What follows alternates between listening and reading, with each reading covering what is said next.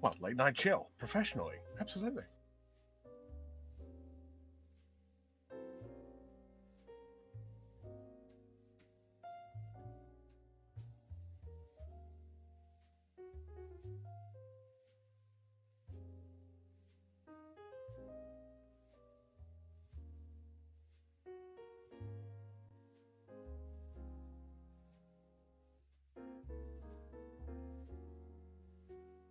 Oh, that is true. Real quick, Polly. Stream chat is saying that they can't hear you, but they can hear me. Yes. Input swap.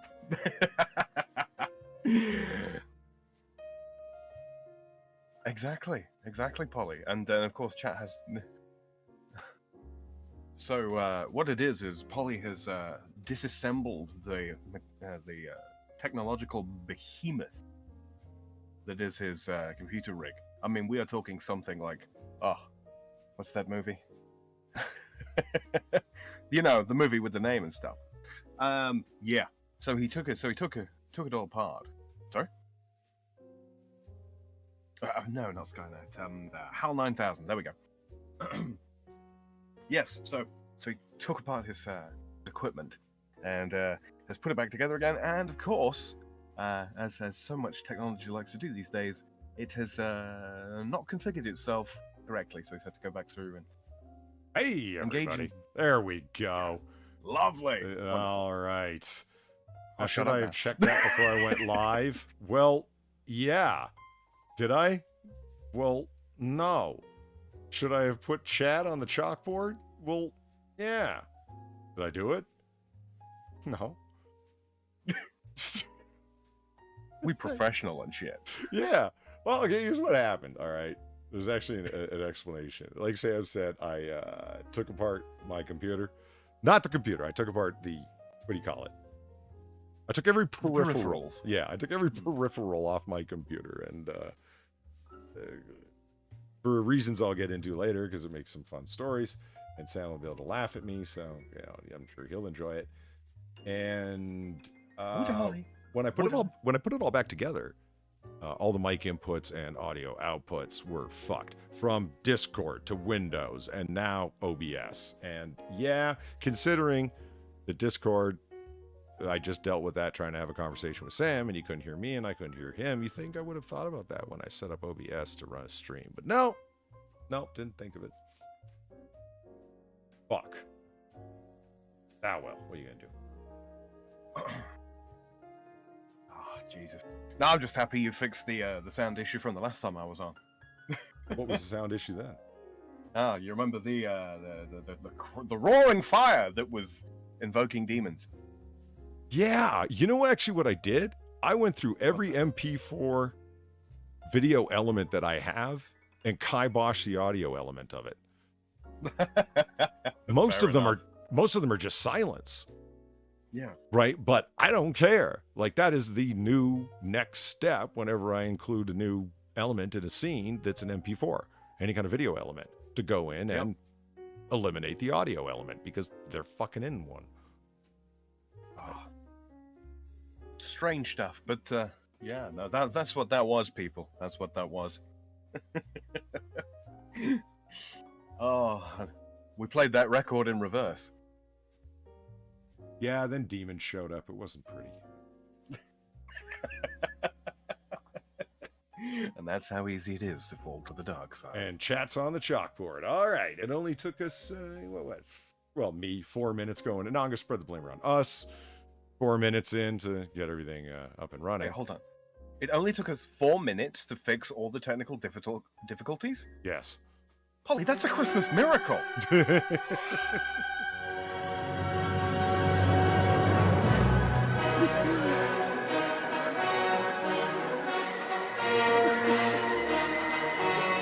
I haven't seen that one in a hot minute. And weren't we just talking about Apocalypse Now 15 minutes ago? Yep. Yeah. That's pretty epic. I love it.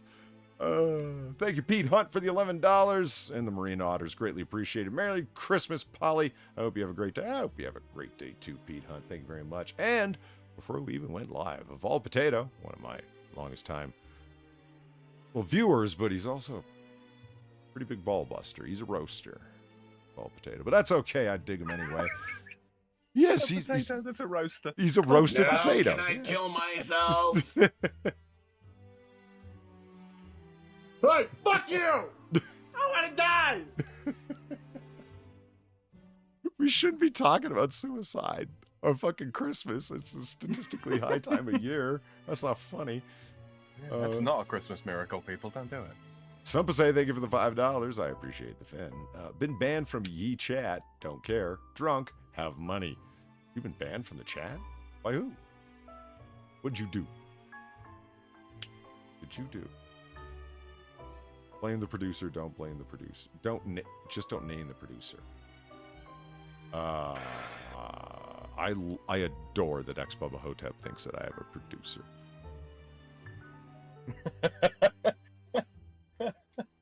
His content contributors sometimes. Yeah, sometimes, right? Yeah.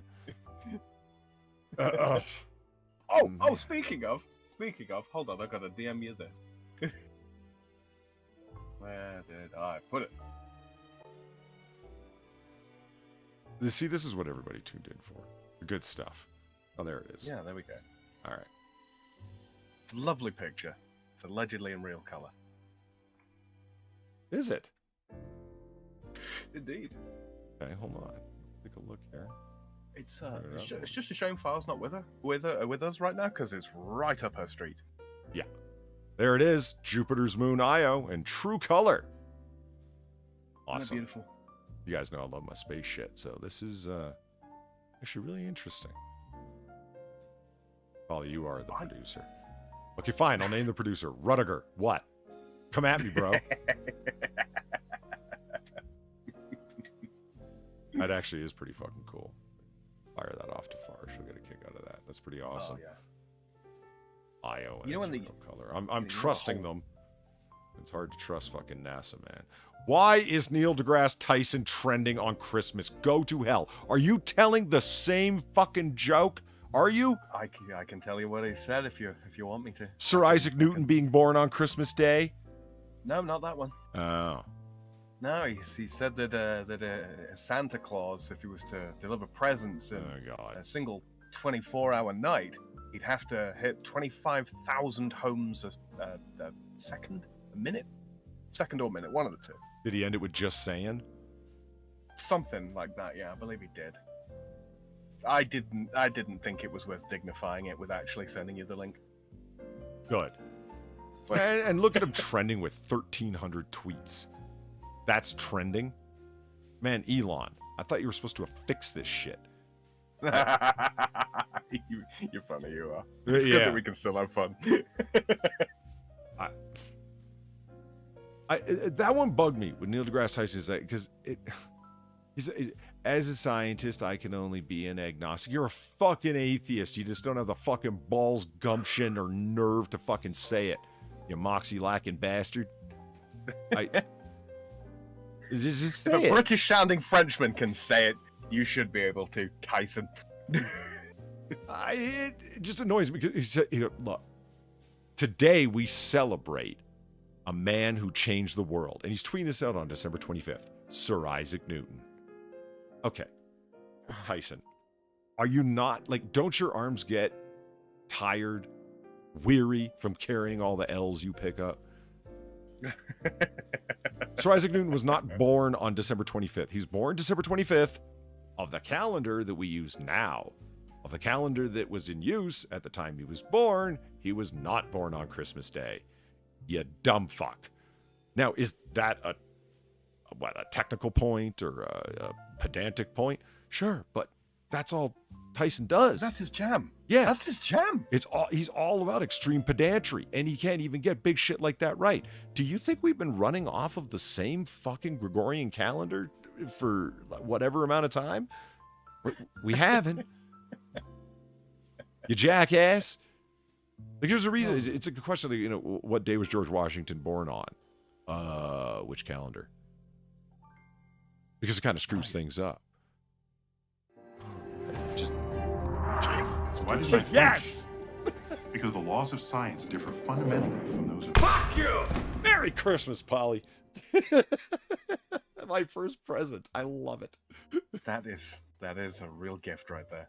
Xmahotep, thank you for the $17. Merry Christmas, Polly. Well, I feel it, Xmahotep. Thank you very much. Greatly appreciated. Oh, that smarmy bastard. You know, they always talk about people trying to maintain relevance. I'm trying to think of somebody who does it harder than that guy. I mean, let's put who's in his category on that level. Hopefully AOC one day. I don't want to get political, but hopefully she's going to delve to the realms of scraping the ground beneath the bottom of the barrel. Oh, well, yeah, I mean, she's already through the wood, you know. But I mean, she's you given can't... the ground beneath some funny looks. But you can't bust her balls too bad because... Well, she doesn't have any. But you can't... That we know of. You can't obliterate her ovaries too bad. Yeah, because she does have a fuck ton of fans. Which, you know. I can bust their balls. Yeah, absolutely. Which tells you that if you promote, and people are like, well, what does it matter about democracy? Because if you get a group of 100 people, there's a good chance that a good 25 to 50% of them are tards. Just saying. Do you know what for the sake of democracy and small r republics, Sam? Do you know what the advantage of having tards is? Voter base? Well, they can be a voter base, but people are like, if you let everyone vote and you're admitting that 50% of people out there are tards, does that not undermine the cause of democracy? No, it's self-protective. Tards rarely think to vote. Haha. That's true. Yeah, that's true. Think about it. It's like the fail-safe device built into all communism. It will eventually destroy itself. It's great. Eventually is the problem. It's just a question of how much untold damage it will cause and lives it will ruin, if not outright destroy, up until the time before it collapses. That's the problem. Yeah. But it will eventually collapse. Yeah. It's kind of like the failsafe for the French political system, really, you know, revolution. Gets a lot of bad press. Sam. Not to get political. Sam.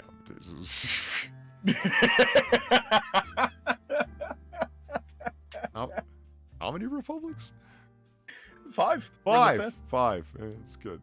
Well, at least, you know. Thanks to God. I appreciate it.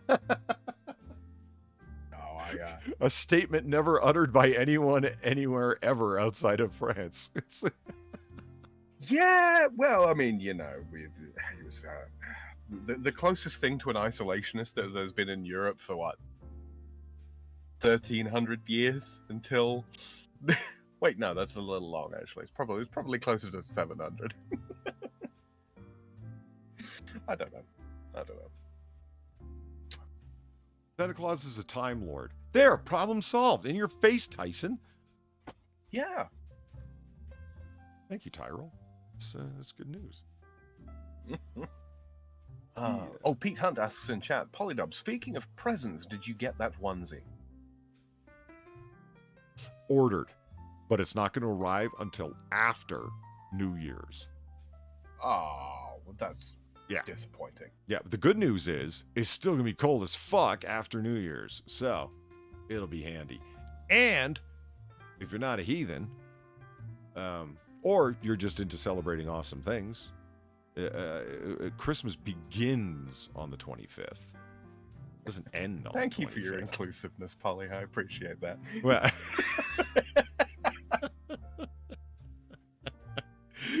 no, I mean, seriously, it's 12 days of Christmas. That's a thing. Mm-hmm. There's a reason it runs right up until Candlemas. Yeah, that's an actual thing. So yeah, the Christmas decorations will be up for some time. We'll all be able to enjoy the Judy Garland for a little bit more, which is awesome. Oh, what's not to love about the Judy Garland? I mean, it has the Munchkin. Not directly on the Judy Garland. I thought that'd be a little bit too, on the nose. Or Judy. How did she become a gay icon? I don't know. She is, though, you know?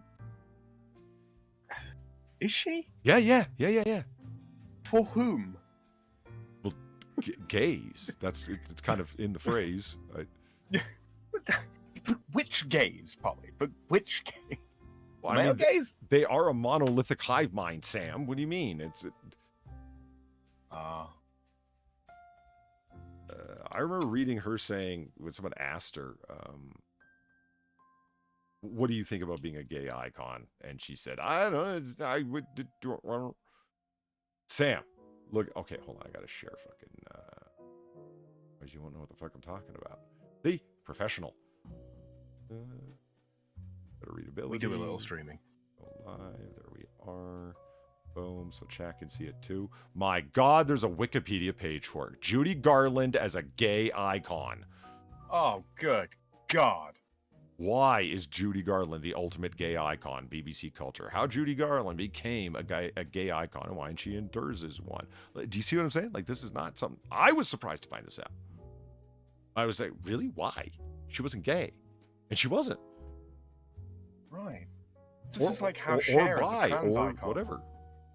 How Cher's a what? How Cher is a trans icon. I like my channel. There are a lot of crack jokes.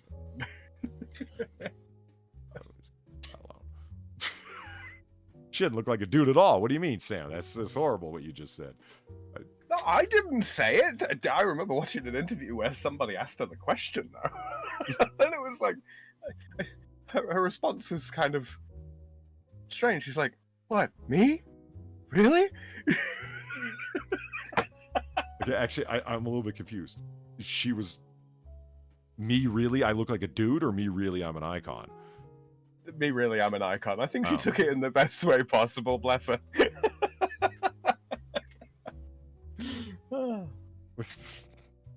It's true though. There are a lot of drag queens, and I suppose not so much nowadays, but certainly sort of 20, 30 years ago, a lot of trans people that sort of modeled their look after her. Cher? Yeah. Which decade? Oh, 80s. Okay.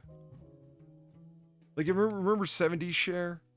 Like, I've seen pictures of her. She's got like the middle part in her hair, and her hair's very long and straight. Like, that was the singer-songwriter look, the Joan Baez look.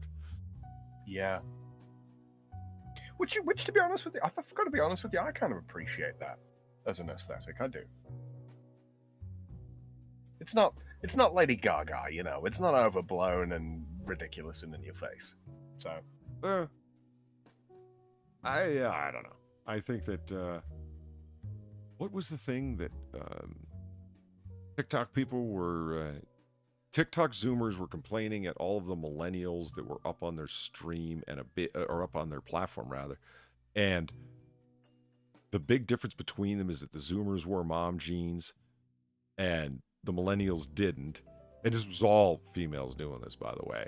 And that was it millennials or Zoomers that parted their hair in the middle? And I'm reading about this and watching a video about this, thinking these are the most minor things that I have ever heard anyone beef over ever. Yeah, the term privilege comes to mind. Yeah. I don't want to bring up the phrase first world problems, but fucking hell. Oh, the decadence of our modern society, Polly. The decadence, I tell you. Yeah, what are you going to do? Well, I could say what I would do, had I the ability, but I'd very much like your channel to stay up.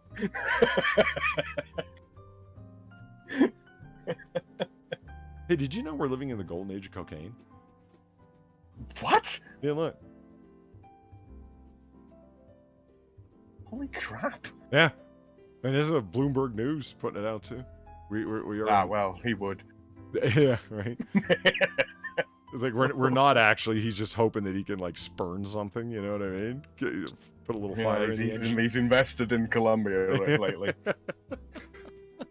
I came across, I was like, really? The golden age of cocaine right now. I wouldn't have thought so. I would have thought that would have been the 70s. The biggest Then cocaine. why is it everything I find on the street is so riddled with fucking baby laxative and methamphetamine? Fair enough. I mean, yeah. The biggest cocaine boom in history has its origins outside of Lodogata, Colombia. Here, a few miles down a rutted track through the Amazon, cattle ranches and fish farms give way to endless fields of coca, the pale green shrub used for making the drug. Apart from a few school teachers and occasional raids by armed forces, the Colombian state barely exists beyond this point. Hold on. What was that supposed to mean? The reach of the government is so thin in this area that it's basically occasional raiding parties of police officers and school teachers. Yeah. Teaching out amongst the coca plants. Yes. Seems reasonable. All right. Look here, Jimmy. Don't eat that plant. He will invalidate your test results. That was actually a fairly passable trans Tony Montana. Well done.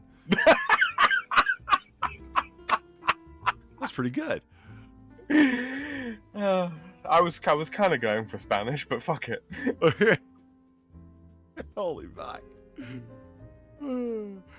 Let me see. To travel here, outsiders need permission from a much-feared drug cartel known as the Drug Cartel, whose henchmen in military green t-shirts, they're like Zelensky, patrol the lanes and trucks on motorbikes. The region, Colombia province, is a key supporter of the unprecedented...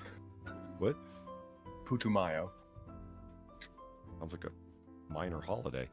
Doesn't it? Yeah. Is a key supplier of the unprecedented surge in cocaine production, while fans of the hit Netflix series Narcos may have had the impression that the era of Pablo Escobar's I used to know how to say that. Medellin cartel in the 80s and 90s was the heyday of the cocaine trade. In fact, a much bigger boom is going on right now. So, all right. Got out your cocaine shovels and having it. We're living in the golden age of cocaine, said Toby Muse, the author of a 2020 book, Kilo, Inside the Deadliest Cocaine Cartels. Well, that's not a clickbait title at all, is it? Not in the fucking slightest. Now, who's been reporting on the Colombian drug trade for more than 2 decades to support his own habit. Cocaine. I added the last part in. That's not what it says. Probably not wrong. The illicit industry now produces about 2,000 tons of cocaine per year, almost double the amount being made a decade ago, according to the UN Office of Drugs and Crime. Yeah, man.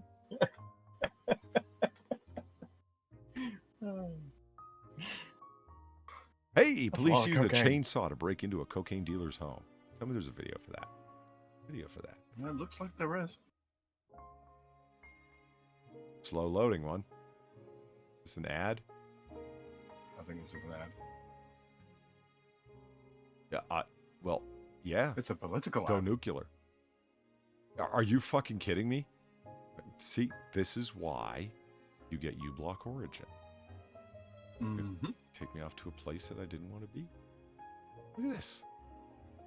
Fuck you. Must be... you know what?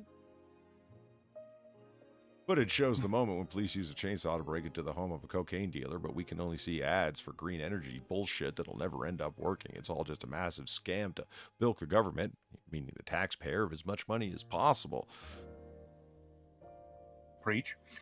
So a whole bunch of Chinese-made products can flood more money towards the new polar center of the global hegemony, Chinaland, which is nearly under collapse of its own stupid economic decisions. Isn't it glorious? Merry Christmas, everyone. Look, the collapse of the CCP in China is the only Christmas present I need. Yeah, I've got a meme that's relevant here. You wouldn't think so, but it's true. Hold on. Copy link. Am I going to be able to open it as a separate tab? I think I will. While you're doing this, Merry Christmas, everybody in chat. Everybody that's joining us now. I hope you're having a wonderful festive season. Christmas morn. Mm-hmm. There we go.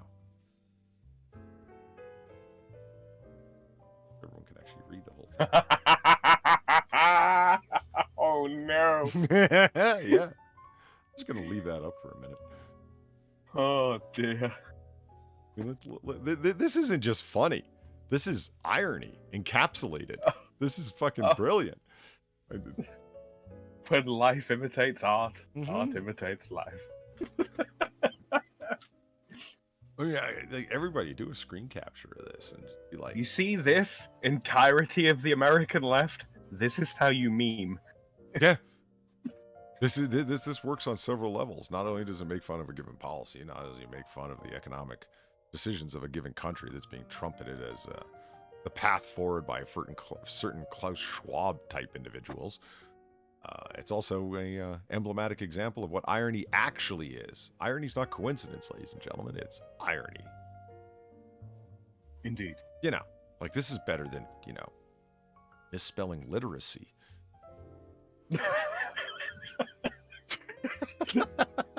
I was once called illiterate, which, oh Christ. If laughter was pennies, I could have taken that shit to the bank. Oh. I have other memes, but they're ridiculously racist. No. Sorry, I can't. As opposed to just slightly. Yeah, casually racist. What? It's a phrase. There's a thing. Sam, this exists already. Indeed. Indeed. Okay, so I was having a conversation that I end up having every year. Yeah, I'm about to get pedantic. Buckle in, motherfuckers. All right, here we go. Somebody was talking about God Rest You Merry Gentlemen, the track. Okay? Yeah. Okay. I'm just going to God Rest Ye Merry.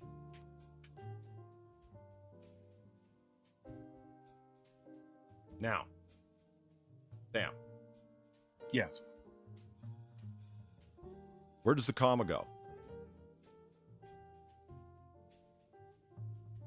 But after the thee. After the what? After thee. The? Yeah. You mean ye? No. No, I don't. I can do pedantry too. What the fuck?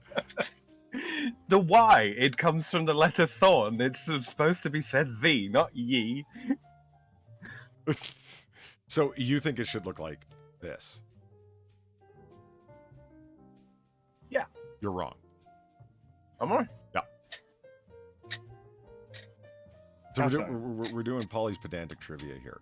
You know what the way Is it after Mary then? Yeah, it is. It's like this. I see. Yeah, no, that makes sense too. Because that makes sense too. It's you can look at it like this. Rest ye merry is a separate statement. You know what I mean? Yeah. Is it? So it's verb, adverb. How are they going to rest? Merry. You know what I mean? And then gentleman is superfluous. It can come at the beginning. It's an address to who's being spoken to. Gentlemen, may God rest ye merry. Identical meaning. Yeah. It's not saying the gentlemen are merry, which is what everybody Well, they fucking should be. Well, yeah. But if they're being rested merry, you think they would be, in fact, merry. But it's just an old-timey saying, and the person ye... I mean, the song was written in the 1800s, the late 1800s. Why is ye even in there? To provide some quaint medievalisms that are completely anachronistic. You know what I mean? It's y'all. It's y'all of the time. Yeah. God rest y'all, merry gentlemen. Suddenly it's 7. I love it. So yeah, just thought can hear the banjo. I'd throw that out there. I had a conversation with someone and they didn't believe me, and I said, "No, look it up. Look up the sheet music. Tactically correct. Like, look up the sheet music. You'll see that it comes after Mary." Fare thee. Pause. Well, gentlemen. Well, okay, because I know all sorts of people. Okay, and the quintessential example of this is Inquisitor. Okay, Quiz, love you to death, man. But there is nobody who engages in furious typing faster than Quiz, even more than Weibo. Like, you tell Weibo something that she disagrees with, right? And all of a sudden, furious typing, as she like checks the internet to see that you're wrong, if you're wrong, or more to the point, to prove that you're wrong, and yeah, I'm telling you. Aren't you the one that says check me? Yeah, don't believe me, test me. Yeah, absolutely. And now you object to people testing you. Okay, but when you do, and you're wrong, especially when you've called me, only actually when you've called me wrong, and then you furiously run off to the internet to fucking prove it, and you end up being wrong, notice what happens. They got real quiet real fast, like, oh. Okay, so what was the last good movie you saw? You know what I mean? Well, like rapid subject change? Yeah, that's right. Bastards. You see, you know what it is, Polly? It's because you're right so very often. Yeah, that's what it is. You're correct so wearily often, Polly, that when it's found that you are in fact wrong, it's a delight for all the smiley children. Ooh, some guy drinking my beer. You remind me. I got a Stella here. Ooh, good shout. Yeah. So let me just tear away the weirdo Belgian paper up at the top. Do your guys' Stellas in France have that? Fuck no. Really? What's that all about? Come on, chat. Back me up. The Stellas we get here, right? Protect the drinking surface? Is that it? I don't know. I actually don't know what it's for. But everybody knows about the fucking paper that goes up high and tall and covers the beer cap on a Stella. And you got to like tear it away all awkwardly. And it's perforated along the lines. But you want to tear down further than that. The perforation should be lower. Before you pop the ring pull part on it. But not ring pull, but the, what would you call it? Beer cap. That's the point. Is that just what it's called? What, a beer cap? Well, you know, it's a lever that pops the perforate or the metal at the top of the cap of the head of the beer, right? The fuck are you talking about? Are you talking about a can or a bottle? I'm talking a can. I'm talking about a bottle. Oh God. Oh, wait, Sam, we're gonna have to go to the internet. They still sell Stella in bottles? Of course they do. Who doesn't want to drink out of a long neck? It's cheap lager. It's supposed to come in cans. You know what? Stella Artois. Okay. Artois. All right. Let's just look. I'm getting as much mileage out of that as I fucking can, Polly. See how high the paper goes? Well, it's alcohol-free. Let's not look at that. That's ugly. See this? This is the way that it should... Oh, that thing! See, in Australia, apparently, .au, they don't have that. Yeah, but, no, that's... If you were to find a beer...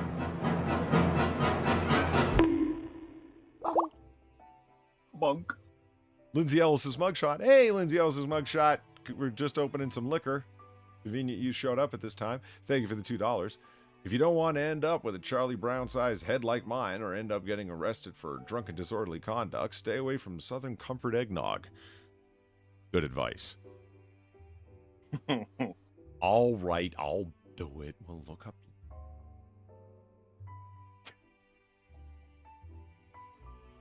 Fuck it, we're going full caps. Yeah. I gotta stop doing that. People think I'm yelling at the internet. Shot. This is what happens when you type with one hand. Even your strong hand. Take my strong hand. There she is. Hi, Lindsay Ellis's mugshot. Ironically enough, that's not the worst she's ever looked. No, it's not, actually. Like 4 to the right from there, I'd argue that's worse. Sam, you can tell Mark Smart what he did wrong. I won't. I've been pedantic enough.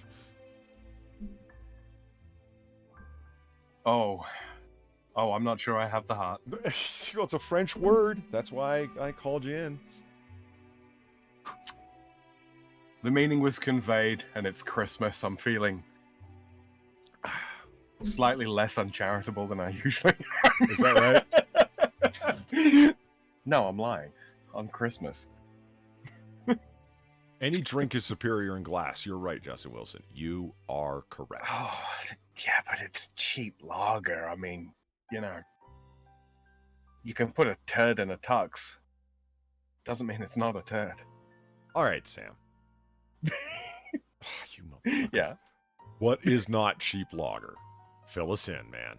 What Kronenberg? I'm trying to think of French No, beers. that's cheaper.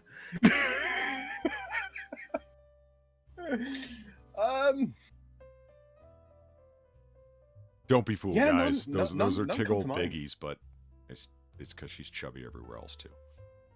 Yeah. It's like abs on a skinny dude. It doesn't count. Try and tell them that. I'm sure you've heard that one before, right? Mm-hmm. Mark Smart says I suck at spelling. Don't worry about it, buddy. It's Christmas. I'm not gonna lie. I'm okay. I like good bourbon. I like good scotch, and I could talk about it forever to the point where people are like, "Would you shut the fuck up?" But when it comes to beer, I don't. I want it clean and crisp and mildly hoppy. So in other words, basic. Do you know what I mean? That's yeah. Cold, crisp, clean, and little aftertaste and mildly hoppy. So in other words, yeah, that's why I like Stella. I like Heineken. I like Steinlager from New Zealand. That's that's it. I mean, that's the point of lager, though. It's not supposed to be. It's not supposed to fucking be all that. You know, it's supposed to be lemonade with kick, to all intents and purposes. You think so? Yeah, well, not strictly speaking lemonade, but you know. Well, you still haven't fill me in. What's a good high-end beer? Like Chimay? High-end beer? Like one of the Trappist beers? I mean, they're very good. Don't get me wrong. And the Trappist Monk's donation is down there if you want to blow them up, guys. There's I'm struggling to remember the name because it's Dutch, and my memory for Dutch words is kind of fucky. But I say Dutch, Flemish. When I was last up in Belgium, it's one of the abbeys that exists where the monks still make beer. And yeah, I had that, and that was just really good, really good. Not overly strong in terms of alcohol content, so you know you can sit there and cheerfully drink it all night. Not too dark, not too light, not too thin. One of the things I find with especially with lagers these days is the carbonation. Okay. Yeah, the carbonation is it wasn't too bubbly, you know. Yeah. So you're not burping half the fucking night while you're drinking it. It was just good all round. Didn't leave that slightly metallic aftertaste that you get with some especially cheap lagers. So yeah, it was fairly good stuff. I don't know when it comes to beer. I'm not that much of a snob. I stick to store bought stuff. Leffe is my particular poison when it comes to beer, but that's dark beer. Oh man, you mean like the dark, like the fermented coffee beers? No, not quite that dark. It's lager is typically bière blonde, literally blonde beer. Whereas this is bière brune, which is just brown beer. I don't know. I don't really know how you'd characterize it in English. Dark ale? Is that what it would be? I don't know. Polly drinks quadruple X. No, I don't. Polly dubs the Castlemaine 4Xing everywhere. Hey, Midnight Exile, you leave Schlitz out of this. You can just... If you can think of a better beer to shotgun out of cans, you let me know. Just saying. Cause? Yeah, but what's the point? I have no idea. I mean, I'm assuming you meant Coors Light. Like, what's the point? You don't shotgun Coors Light. I don't think I've ever had Coors at all of any description, let alone light. Yeah, I mean, it's down at like 3.5% alcohol by volume. Like, it's just so low. What's the point? But it is shotgun is to hit it hard. Yeah. There's some pretty good Polish lagers on the market. I mean, I don't know if you get them over there. I'm trying to think. I mean, there's pretty good Polish vodkas on the market that I'm well aware of. That's true. That's true. That is true. Although I gotta say, when it comes to vodka, I tried a couple of different Romanian ones when I was out there last, and they were good. They were real fucking good. Hey, Big Dro, how's it going? Merry Christmas to you as well. Oh, Nurse Hotbox is here. Hey, how's it going? Super21 asked something a while ago. Do you remember when Lindsay was tolerable? I do, in fact, remember when Lindsay Ellis was tolerable.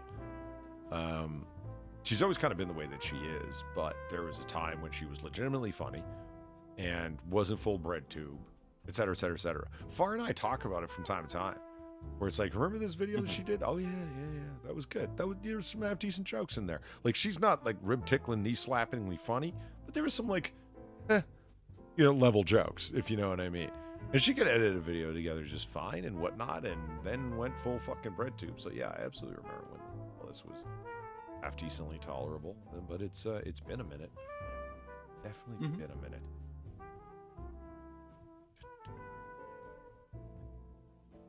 Perfectly legitimate copy of Photoshop here.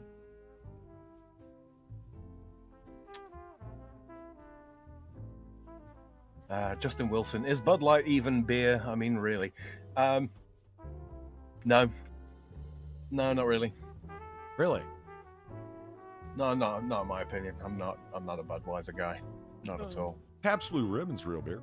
I don't care what anyone says. Deal with it. I'm so tempted to drop a scorcher on you, Polly. I'm so tempted. What scorcher? Go ahead. Yeah, but you drink Miller. Miller Lite is triple hopped, so after they filtered all the flavor out of it, there's still something left because they triple hopped it. It's true. No, I can't really comment too much on stuff like lagers because I just don't really drink very much of them. I'm a whiskey and wine kind of guy for the most part. I'm all whiskey.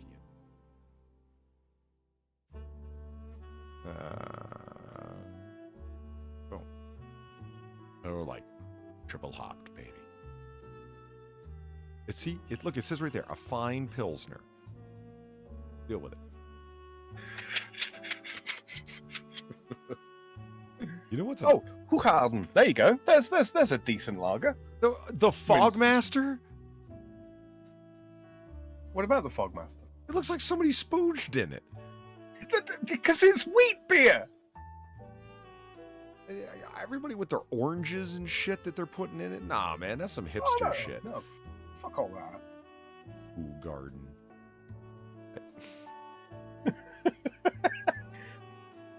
Hold on. You're complaining about people putting orange in their fucking beer.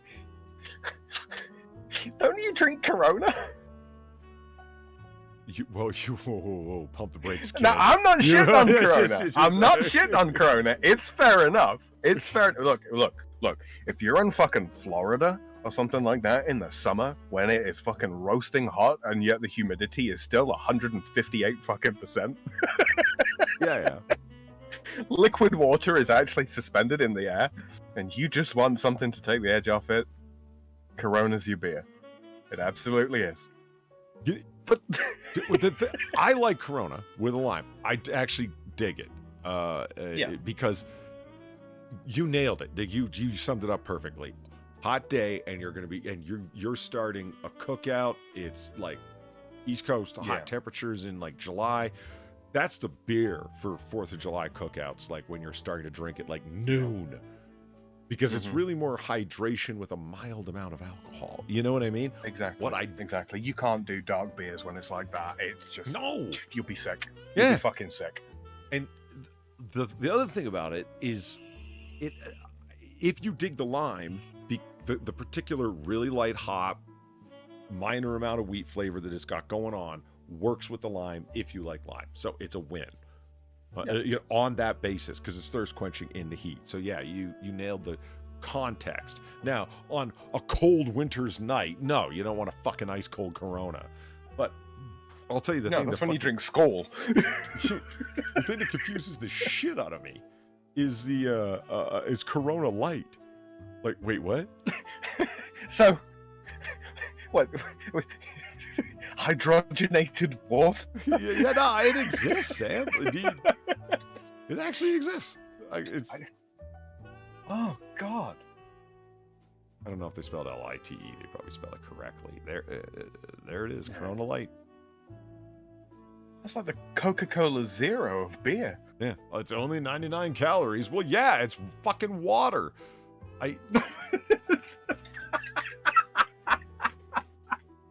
Oh shit. Patio Furniture mentioned Sapporo. I like Sapporo. I do. Because it's, again, lager, light, crisp, best when it's cold, gets kind of a little bit funky when it's starting to warm up. Yeah. It's not wrong with it. And it comes in those big, tall, cool silver cans. Sapporo,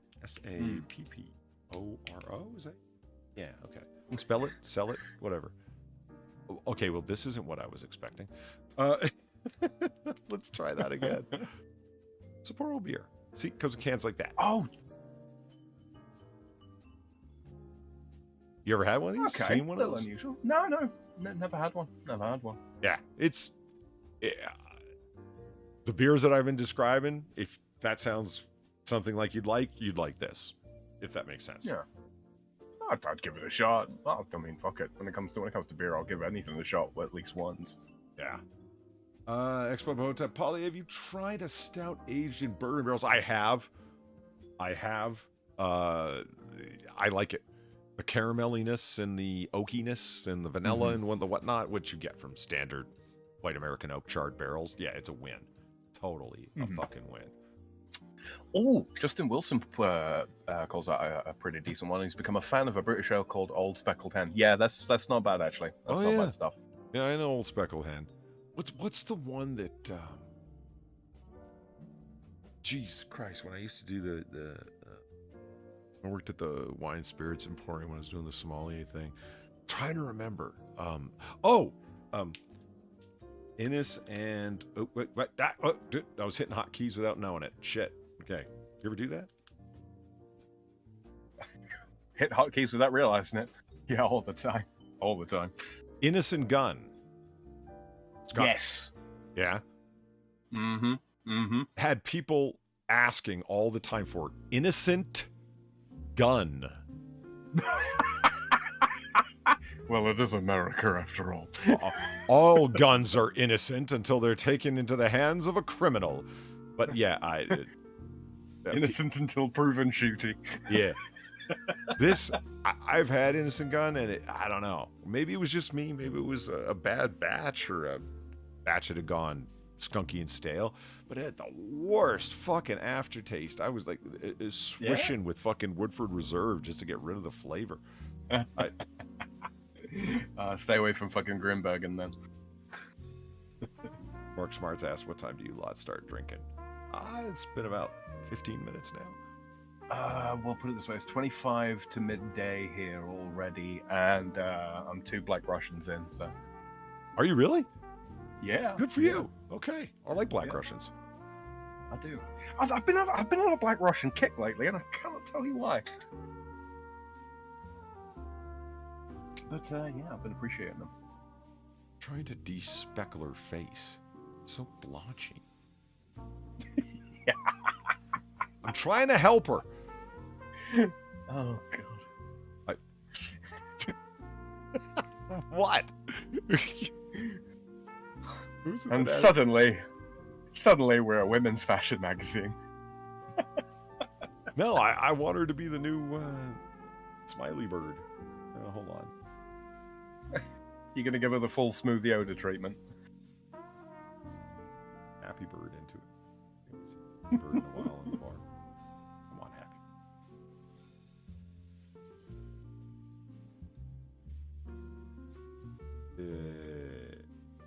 Any tips for making a good drink with Apple Jack? There's Happy Bird. Yeah, I guess you'd have to check the stream to see. But yeah, he was flying around the bar, hanging out for a while. Whenever we did a particularly strange or creepy story, I'd bring out Happy Bird. Just freak everyone out. And it's like, you know what? I think we need a new bar mascot, and it's gonna be Lindsay Ellis's mugshot. Bubble. Rich Evans vocal cords. Oh God, those poor things. Donated $2. Hey Polly, up my neck of the woods is this beer advocate. Blah blah blah beer. Okay. Be like, what I'm gonna do, because I am on the internet and I'm not stupid, I'm gonna go look at it first before I just share it with chat. I like having a chat. Never mind what hentai I was looking at. It's none of your business. Yeah, if you want those recommendations, see his Twitter. I'm kidding. Don't look at his Shakporo. Twitter. Fire brewed African style ale. Wait, African style ale? Yeah, I don't even know what that means. Interesting. Shakporo ale is a West African Shakaporo style beer. Oh, well, it's well named, I guess. Brewed from sorghum and millet. Unfiltered ale, gluten-free, not wheat or barley. That's interesting. I'd try it. Easily one of the worst gluten-free beers on the market and possibly not completely gluten-free. Please be wary of purchasing this if you have a gluten allergy. Oh, shut up. 5.7% alcohol. It's American Amber Red Ale of that style. Comes from Wisconsin, from the Speckter Brewing Company. That's German. Oh, have you ever had that? I think it's just called Cobra. It's an Indian beer. No.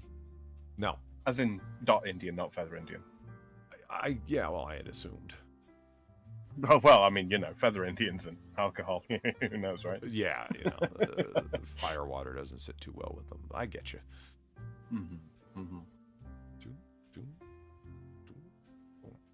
Okay. S721 says it's okay to watch Bible Black. We all do. Why is that everybody's go-to hentai reference? I have no Bible Black. What is that? Yeah, I'll admit it. I don't know. Probably not the kind of hentai that you'd want to watch. It has some seriously dark, pseudo-religious undertones and a lot of gore. Well, I say a lot of gore. It's not a lot of gore. Not for the internet, but... Like sex gore? Because that's confusing. Yeah. All right. Ian in chat says, Cobra beer is lovely. You know what? You know when you have a kebab at fucking 3 o'clock in the morning because you've already been out on the piss? Yes. And they put way too much like spicy fucking sauce on it. Like it's not ever seen a vegetable in its life, the sauce, but it's just spicy. Yeah. That's when you drink Cobra beer. Because it will deaden your taste buds. Charming. And that's not the kick in the hops that it sounds like. It's just quite strong.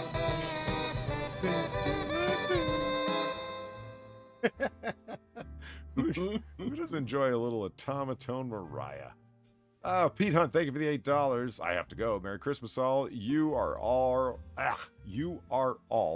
utterly adorable. Well, thank you, Pete Hunt. Greatly appreciated. You have a Merry Christmas. Have yourself a good night's sleep with visions of sugar plums dancing in your head. And yeah, enjoy Christmas morning, man. Which is, well, now actually, if you want to get technical about it, but you know, whatever. Greatly appreciate it, man. Have a good night. Indeed. Merry Christmas.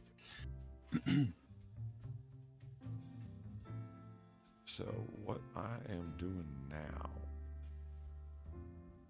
There we go. What? Ian's saying that Brahma beer from Brazil is also good. Heard of it? Never had it.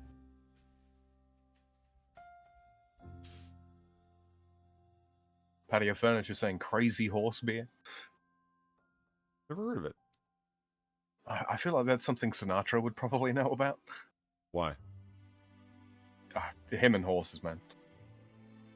Sinatra and horse? Oh, right. Yeah, okay.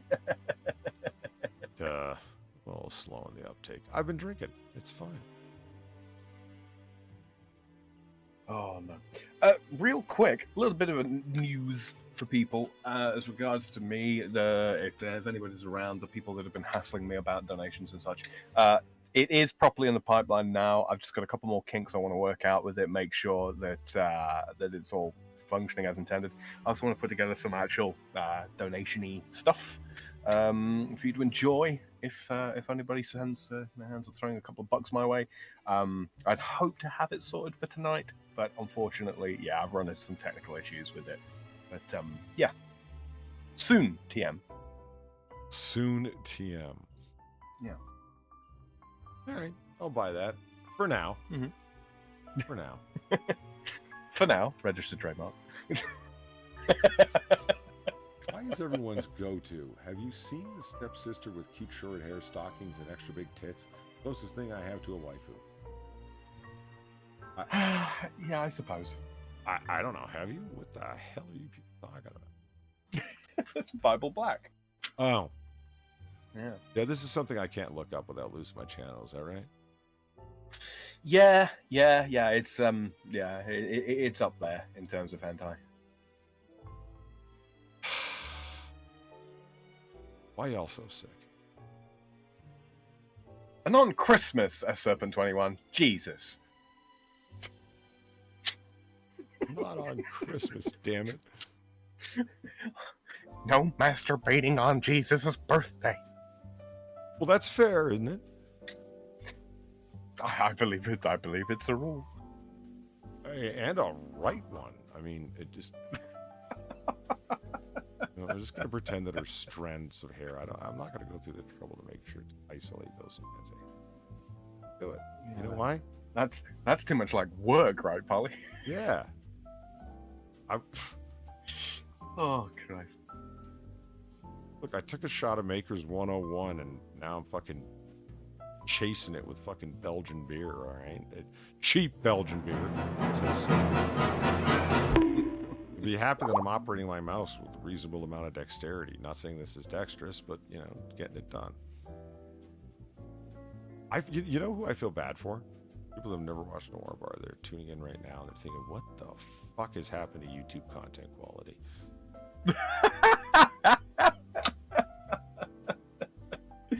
Yeah, hello people who may or may not be new. This is just kind of what we do here. We have technical difficulties and we drink, hence Noir Bar. It is a bar. You're welcome to come by. We hope you drink yourself. Now, if you don't drink, I hope you don't mind drunk people, because, like Sam said, it's kind of what we do here. Yeah. There are 52 people. 52 people presently watching. Hello to you all out there. Are you fucking serious? I gotta stop photoshopping dumb shit then, man. We should probably go into some actual content. Oh my god. Sorry, guys. I'm fucking around because I thought no one was watching. Oh, Christ.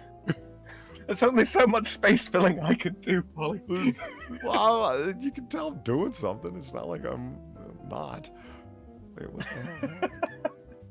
Look, it's selected. What? Select, refine edge. Let's refine. Do I have the right layer selected? Yeah, I do. What the fuck, Photoshop? God, you get what you pay for, am I right? Amen. Amen.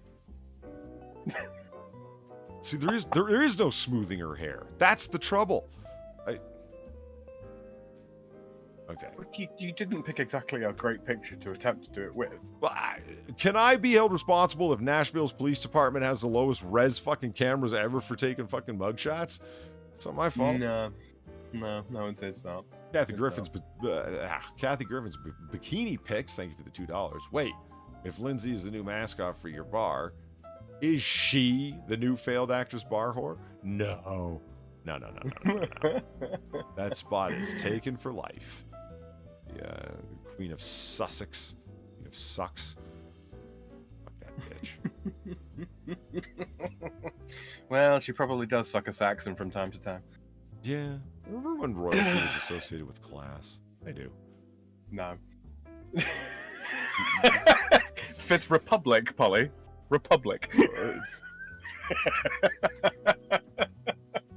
You know, Sam, if you go full anti-royalist, you can't make the arguments that France helped America win the American Revolution, because that were the royals making those. That was you know. Sure, I can, King Louis making those calls. Oh yeah, he was on his horse, Polly, in the Americas fighting. No, I did say he was. I'm saying he was the one making the calls to send all the fucking naval ships from the French West Indies. I mean, he signed off on it. Well, who the fuck else was gonna? He was kind of the king. Yeah, but you know. Besides, I can still be against monarchy and still be very much pro the thing. Pro thing? It's called progressivism. So you can be a hypocrite, is what you're saying. Yeah. Sharpen. There. All right. I can like some things and not like other things. I'm gonna pretend you're right about that. Okay, there we go. We got Lindsay. She's now cut out of her background reasonably, looking sad. If you don't mind, Polly, I'd like to take this jacket off now. I'm getting straw everywhere. What? It's an accusation that you're straw manning me. Oh. Is that what that was? All right, so there. I'll come back to that later. Right. I'm gonna wake up tomorrow going, what the fuck is Lindsay Ellis's drunk picture doing on my screen? And it's gonna be like, oh yeah, I did a Noir bar. Yeah. I should probably go listen to that and see how fucking terrible it got, because it's probably pretty fucking bad. Mark Smart says, I'm British, and even I know the two most British things are tea, from China, in between parentheses, and the royal family, German, in between parentheses. Dr. Functional. Is that Polly's new girl? No, it's fucking Lindsay Ellis's fucking drunken, disorderly mugshot photo when she was arrested. It's legend. Everybody goes for the hot dogs in the face thing with Lindsay Ellis. That's old. Go with her drunk and depressed and looking like, you know, she knows what she did. That's funnier to me. Yes, pictures of women at their absolute lowest point. That's what we like around here. I should have feathered it better. Oh yeah? All right. We'll feather it right now then. Fine, Keeper Dam. You want to be like that about it? Filter? What? He's still doing the thing, people. He's still doing the thing. Well, I got called out, Sam. What the hell? Am I supposed to not, like... Ooh, not color range. Oh. Something about anger and ease of manipulation. something. Nah. I'm not easily manipulated. You're easily manipulated.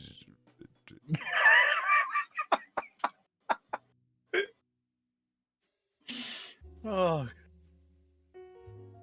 Dark Eyesism, happy holidays, everyone. Happy birthday to Drunkle and Merry Christmas, everybody. Merry Christmas, Dark Eyesism.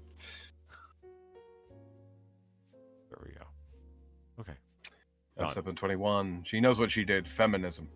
Not even once. Well, feminism and fake-ass Marxism that's somehow associated with your feminism because it's all a class struggle because men and women represent a different class and you're being oppressed. What? No, it's neo-Marxism. Well, whatever, bitch. I just love the fact that the when it comes to the Marxism side of it, they're all, you know, the intersectional lines of you know, the majority inherently oppresses the minority. Yeah. And then they have to do the whole women are oppressed by men thing as kind of like a separate but conjoined thing because, get this, women are the majority. It's true.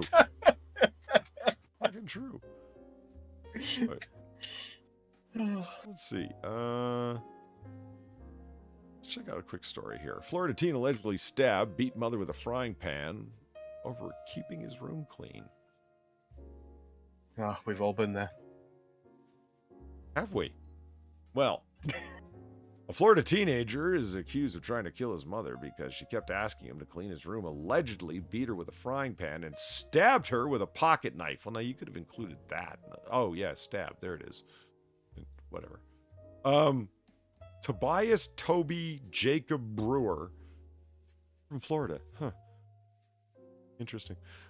Was arrested and booked into juvenile detention on November 30th after allegedly attacking his mother and then leading authorities on a pursuit. Oh, cool. He took off, too. His case has been transferred to adult court, the outlet news said. Brewer originally told investigators he had stabbed his mother multiple times and hit her on the head with a frying pan because she was constantly on his case about cleaning his room. He had done had it. Quote, the suspect advised that he does not like cleaning his room, and he was tired of the victim, his mom, constantly harping about it. Queen of the Harpies. Brewer told detectives that he then took both of his mom's car keys and took money out of her purse, quote, so that he can have money once he left the area. All right. He also admitted to texting a friend to bring a gun to shoot the victim. Wow. Okay, escalation. Brewer also allegedly led authorities on a chase through several counties before he crashed into a wooded area. The mother was hospitalized in critical condition. She allegedly told investigators that, quote, Toby did this. Oh, I imagine this young man's father will be incensed when he gets home and hears about this. Uh-huh, sure. Too soon? To have a father? Never. Okay. Do you think because he's 17 we're not going to get a mugshot? I don't think it's his age that is the reason why we won't get a mugshot. Okay, well it is. I can't say.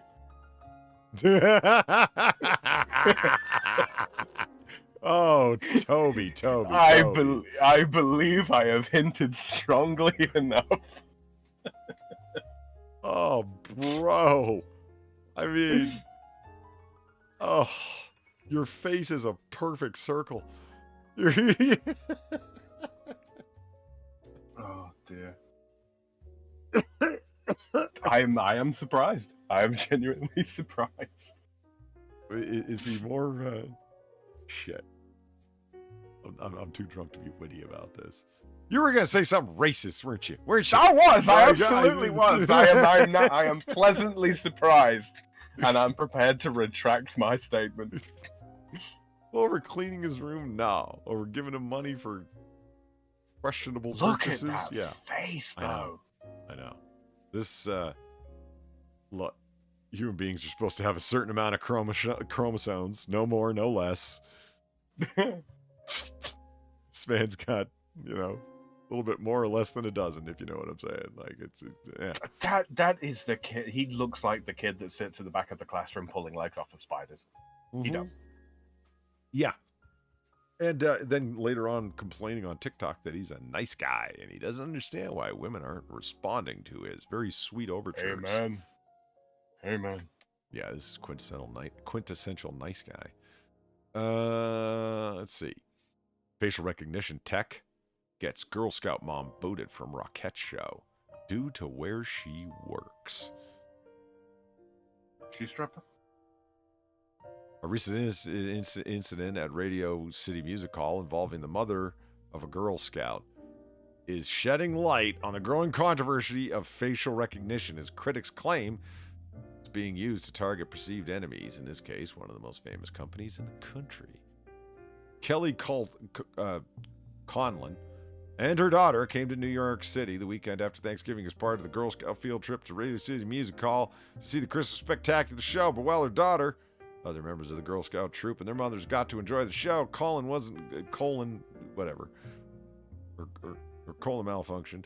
That's because Madison Square Garden Entertainment, Colson just isn't any mom. They had identified and zeroed in on her. The security guards approached her right as she got into the lobby. It was pretty much simultaneous, I think, to me. Going through the metal detectors, and I heard over the intercom loudspeaker, she told Embassy New York, I heard them say, woman with the long dark hair and gray scarf. Okay. She said she was asked her name and to produce identification. I believe they said that our recognition picked you up. As what? What are you? Like a bar whore? Not a bar whore, a cam girl?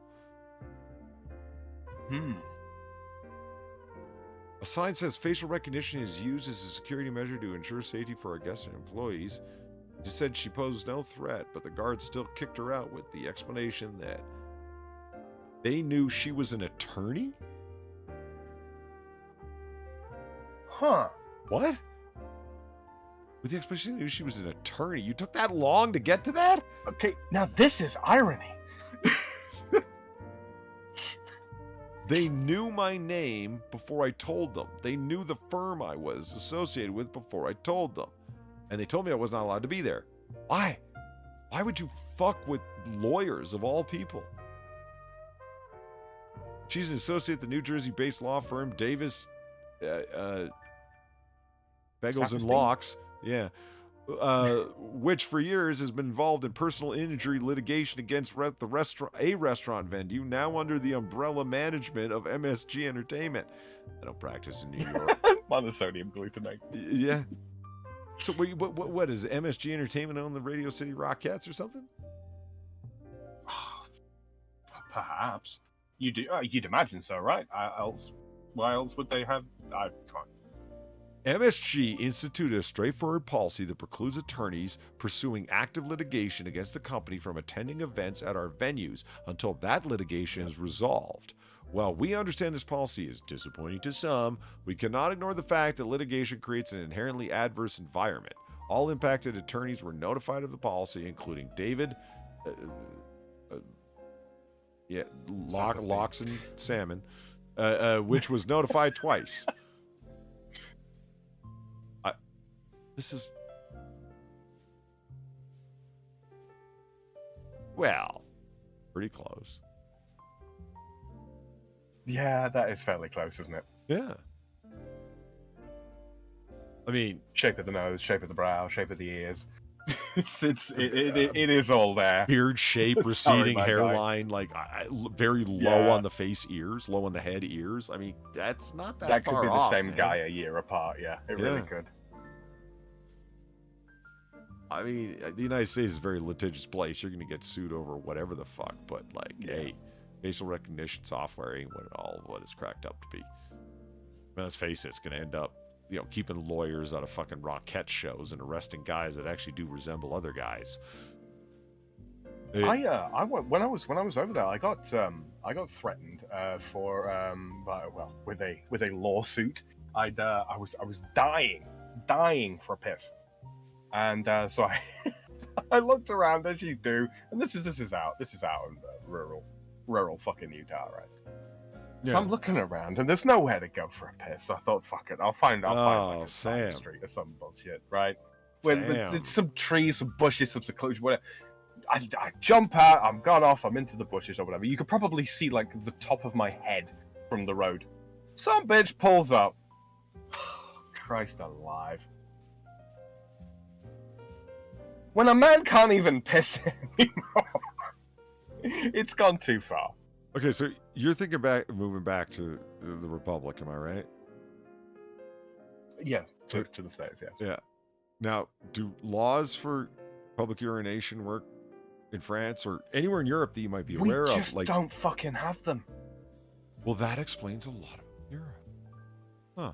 Well, no, but the thing is, right, it's sort of taken on basic principle, like, provided you're not on somebody's property, yeah, provided that you aren't exactly whipping it out in front of people, you're taking care of your business. You've taken, how can I put this, sort of common sense measures to not be exposed to individuals when urinating.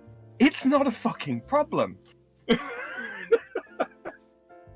And in the freest nation on earth, Polly, I was laboring under the assumption that a man could piss behind a tree without having some crazy bitch in a fucking white SUV pull up and berate him. Well, okay, are you aware that in a good number of... you probably should be aware that in a good number of states, public urination can automatically get you hit with a sex charge. A sex crime. Really? Yeah. No, see, I didn't know that. Because, so... let's say that you're an Epstein freak, that you're a Kevin Spacey freak, right? Okay, so you want to whip it out to people that you really shouldn't be whipping it out to. Yeah. Whether it be women of any number of years under their belt. You know what I mean? Like, okay? Yeah, so let's say you get busted. What's the excuse they all use? I was just trying to take a piss. Yeah, well, right. So they again, so they attach an sense automatic sex crime to it. In not everywhere, but in multiple locales. So it's like, careful where you whip it out is what I'm getting at. Yeah. No, but that's retarded. Have a good night, Dr. Clusterfuck. What is his name? Yeah, no, I know. Okay. It just makes me giggle. No, but you see, that's dumb. That's really dumb. Again, sure. But the common sense measures, right? Right. You've gone out of your way to sequester yourself from the general population. Someone would have to come over to where you are to see you. Did you hear about Amber Heard taking a shit in the streets in Spain? I did not. She did. Allegedly. Protecting my channel. I mean, there's CCTV footage of her doing it, allegedly. Yeah. But yeah. Do you know how somebody caught this on CCTV footage? Go for it. Somebody, so she's off in España, Amber Heard, because she's trying to get as far away as fucking possible, right? And money goes a lot further there, let's be honest. It does. It's cheap in Spain. Yeah. And, you know, it's not like she's working. So, thankfully.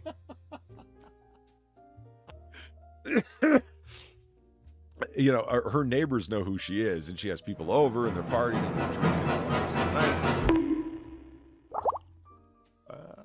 Hold on here. Jack Packard Social Life, thank you for the $2. Wow, bro. Okay. That's a deep cut, man. Not that I know who that is. Jack Packard from Red Letter Media. That's it's pretty good, actually. It's a cold cut, but I didn't say I didn't appreciate it.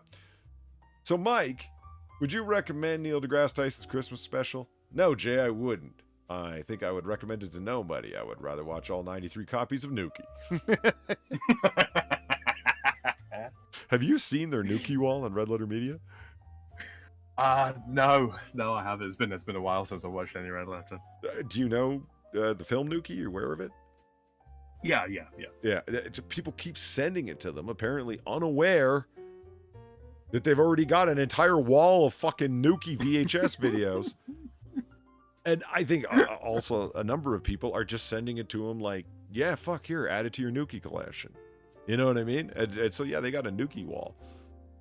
And so they got a fuck ton. Yeah, Jack Packard doesn't have the best social life. Well, I'm not going to hate on him. I don't. If I had to, list my favorite guys on Red Letter Media from top to bottom, let's just say, yeah, Jack wouldn't be at or near the top. Is what I'm saying. No. I mean, he's funny enough, I guess. But he's not my cup of tea. For me, nothing, and I know I'm going against the grain on this. Nothing is better than Mike and Jay. Nothing. Like Mike's DeClaus is like the linchpin. When they do the 4-person movie review and Mike's not at the table, I'm like, aw. Not that I'm not going to watch it and still enjoy it and get some good laughs, but when Mike's not there, man, there's a key element missing. It's like Noir. It's like Noir Bar when Far's not here, isn't it? Really? Yeah. Let's. the B team is here running the bar. That's what's going on right now. We're just hanging out. Sorry, audience. You expected a Noir Bar, and all you got was me. Well. It's like AP says. He's like, I'm not coming over to your bar anymore. I think half the audience hates me. And it's like, Jesus Christ, AP. Half the audience hates me. What are you fucking kidding? That's they only show to fuck with me. Yeah. If you want to excuse yourself from not coming over, you're going to have to do better than that, man. Fuck. What were we talking about before this? Amber Turd. Amber Heard. Right. Shitting. So her neighbors are aware that it's Amber Heard that lives next to them because of the parties and the drinking and the bullshit, and she announces herself as like, I'm an important person, right? Okay. Right. So one of her neighbors goes outside and there's a large human coiler log on the fucking sidewalk. Right? So naturally, they're like, don't step on me. Yeah. Right? It's the Gadsden poop. Yeah.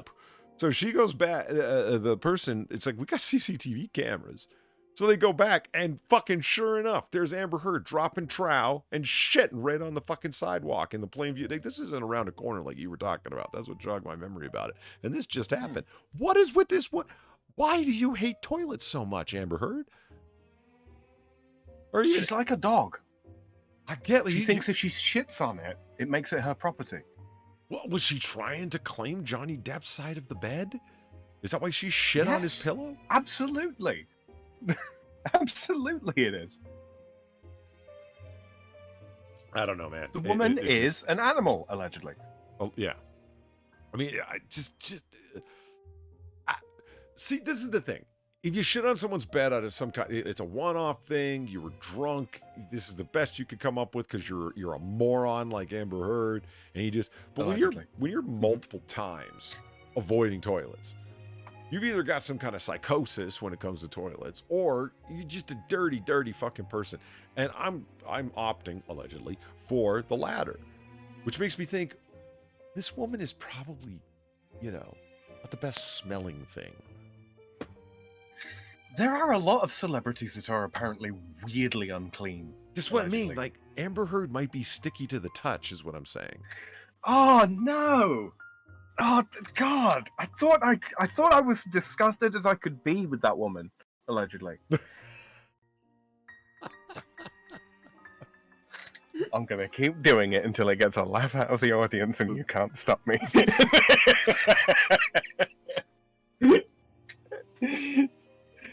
No, funny story though.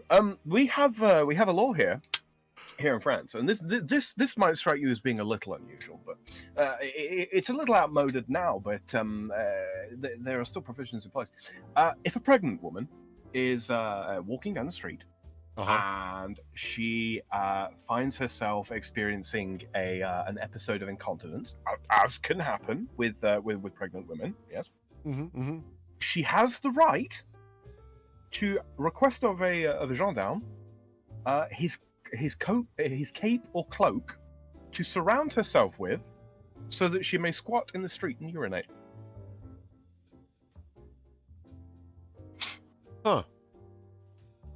Gendarme patrols these days in cars and all that kind of thing. Yeah, they have the various emergency first aid things, and one of the first aid items that a lot of them carry is a first aid blanket, which is typically for keeping people warm if they're in shock or so on and so forth, right? Well, that right extends to use of that blanket in case they need to squat down in the street and do the business. Yeah, it is a right that is afforded to pregnant ladies to quote preserve their dignity. I'm trying, because pregnant ladies, and I'm working, Sam. I got the neurons firing, trying to help that make some sense and be dignified, and I just can't get there. I want to, it's not working. What's wrong, Polly? What qualms do you have with this? Don't the gendarmes have vehicles? Yes. Can't they put a bidet in the back seat or something? A bidet is for rinsing oneself off when one is finished defecating in the street. Well, yeah, I know that, but I'm saying, obviously, coupled with the actual toilet. Have you any idea how much that would cost? I'd have to pay more taxes. I can't support this. They get a fucking blanket that's good enough. You're at 73%. Is 78 really going to make that much of a difference to you? Yes, I like my bread buttered, Polly. I will not give in and succumb to the push of the margarine agenda. I won't do it. Also, 73% is fucking lowballing it, and you know it. I seriously hope you're just cracking jokes, man. I really do. Wow. Oh, no, my effective tax rate, when you include the amount of tax I pay on living costs, right, and all that kind of shit, it works out being about 88%. Okay, chat just all the Americans in chat just froze and just abject horror. Yeah. I'm talking stuff like that, like value-added tax on like energy costs. Bear in mind that's already subsidized. Property tax simply for possessing property. Income tax is I'm not going to give the exact bracket because it's a bit gauche to talk about the exact amount of money that one earns, right? Yes, it is. But I'm in the 40 to 50% region, just straight up on my income. So you know what I think is dangerous about shit like that? Like, What's that? psychologically, I mean, dangerous. Is that if you have the kind of mind that you have, and I do too, you're going to start thinking about things in different ways, different analogies. You're going to think, wait a minute, that means I'm working from January to August for the government. But do you know what I mean? You're going to start conceiving of it in different ways. Yeah, exactly.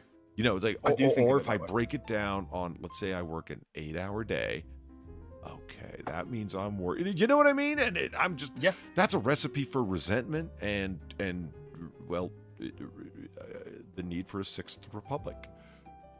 Now you understand why I'm, to all intents and purposes, a left-wing libertarian. Yeah, fair enough. Okay, let me ask you this, because here's something I actually don't know. So, you can clear my ignorance on this. I know the British are with the NHS. They've taken it to a matter of national pride, the NHS, as as at least people I talk to and what I've seen in print media and whatnot, video media from Britain, from the UK rather. Don't insult the NHS. No matter how expensive it is, no matter what failings it may or may not have, doesn't matter. NHS rocks. Shut up. And it's like, okay. Yeah. So it's national pride more than the flag is a matter of national pride for them, NHS. Is there, so I guess a twofold question. One, is there a health program like that in France? And two, is it a matter of national pride on the order of NHS for the Brits? Our healthcare system is, it's similar to what a lot of the left have proposed in the US, in so much as you have a insurance system, like an insurance-based system, that for people that basically can't afford to pay their own insurance costs, or satisfactorily pay their insurance costs, the government subsidizes it to the point where it basically, they don't pay anything, right? Okay. And then what happens is for standard checkups and basic medication that you would be prescribed, so basic prescription meds, you pay up to a certain amount, and then the excess cost is passed off to your insurance. Okay. Of that which you do pay, depending on your income, you will then be reimbursed up to 90% if you're below a certain income level, or up to most people are on up to 70% of a reduction. So, for example, if I wanted to go and see my doctor today, and I rang up and got an appointment for today, and well, not today obviously, but went in, it would cost me in the region of 20 to 30 euro, which is about the same in bucks, right? I would be able to claim 70% of that back off of my insurance, like that.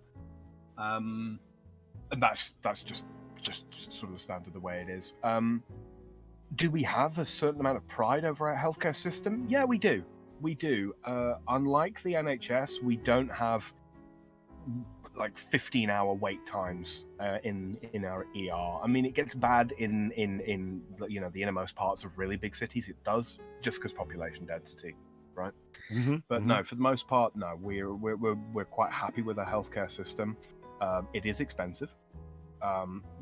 We do wish that it was less expensive, but at the same time, it's quite robust. It's quite robust. Are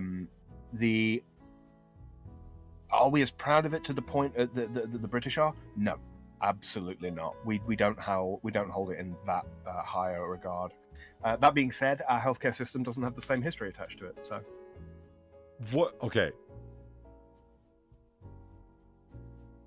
Does it cover dental? That's always the big question in the United States, right? You can have it cover dental. it doesn't cover it by default.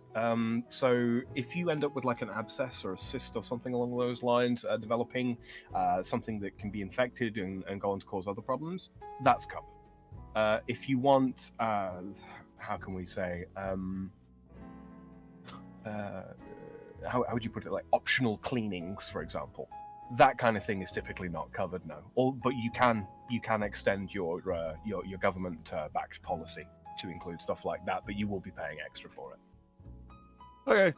I mean, I realize it's not the most exciting bar conversation, but like, I get this. Everybody I know that isn't American carries the fuck on about like, yeah, but if you get sick, you're ruined. You're ruined financially. It's like, not if you have insurance. And keep this in mind. The idea, there's a responsibility that's put upon the citizen where we are not going to tax you and then do single payer health care through, the taxation that we've taken from you. We are going to leave you with that money in theory, and then you go take care of it yourself through the free market system by shopping for the insurance that meets your needs. That's the idea anyway. Okay? Yeah. Now, conceptually, NHS is supposed to cover everything, but it doesn't. Let's leave that alone. Let's say that the in theory idea actually works. You know what I mean? But people keep their money, don't go get insurance, then get sick, and everything goes to hell. That's what's actually going on. And if you want to talk about fucking the healthcare problem in America, it's not high health costs. Health costs are the same fucking everywhere. It's insurance lobbies. There's your fucking target. Now, why don't... Oh, well, we need to fix the healthcare system, and we need to do single-payer healthcare, and we need to go full, democratic social. We want to go democratic socialist with it, and so on and so forth. Who aren't they going to speak against? Healthcare insurance providers? Because they're massive lobbyists. That's why. Well, the thing is like... I don't know, just as a quick point it out, it's like, no, healthcare's not actually that bad in the United States. Just be mildly responsible and get yourself either a job that has insurance on it, or save your money and fucking, because you're not being taxed like, what did Sam just say? 80%? Yeah. You're getting to keep your money, so go get some fucking insurance with it. Just saying. I did sit down and do like a proper detailed breakdown of just how much of my money is subsumed in tax.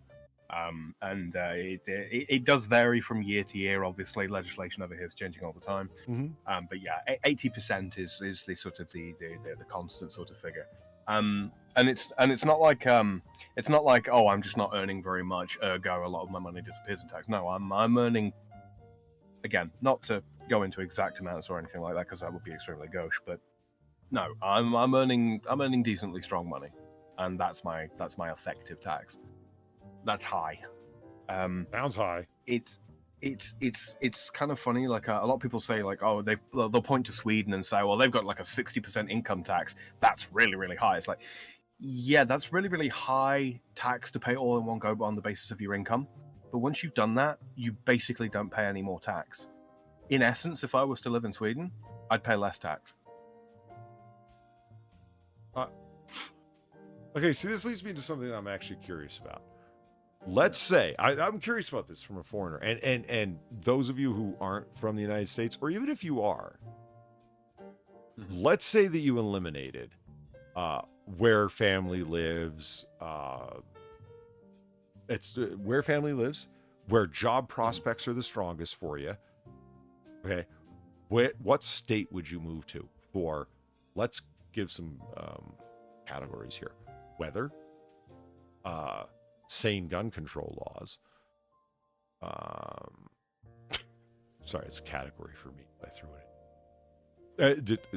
Weather. You mean specifically U.S. Yeah, absolutely. Okay. The tax situation, the general financial situation, and then miscellaneous other things are there that I want. I know people that are willing to move to California and they don't give a fuck about how expensive it is, how ridiculously high real estate is. They don't care. They want to be in the center of the Southern California thing.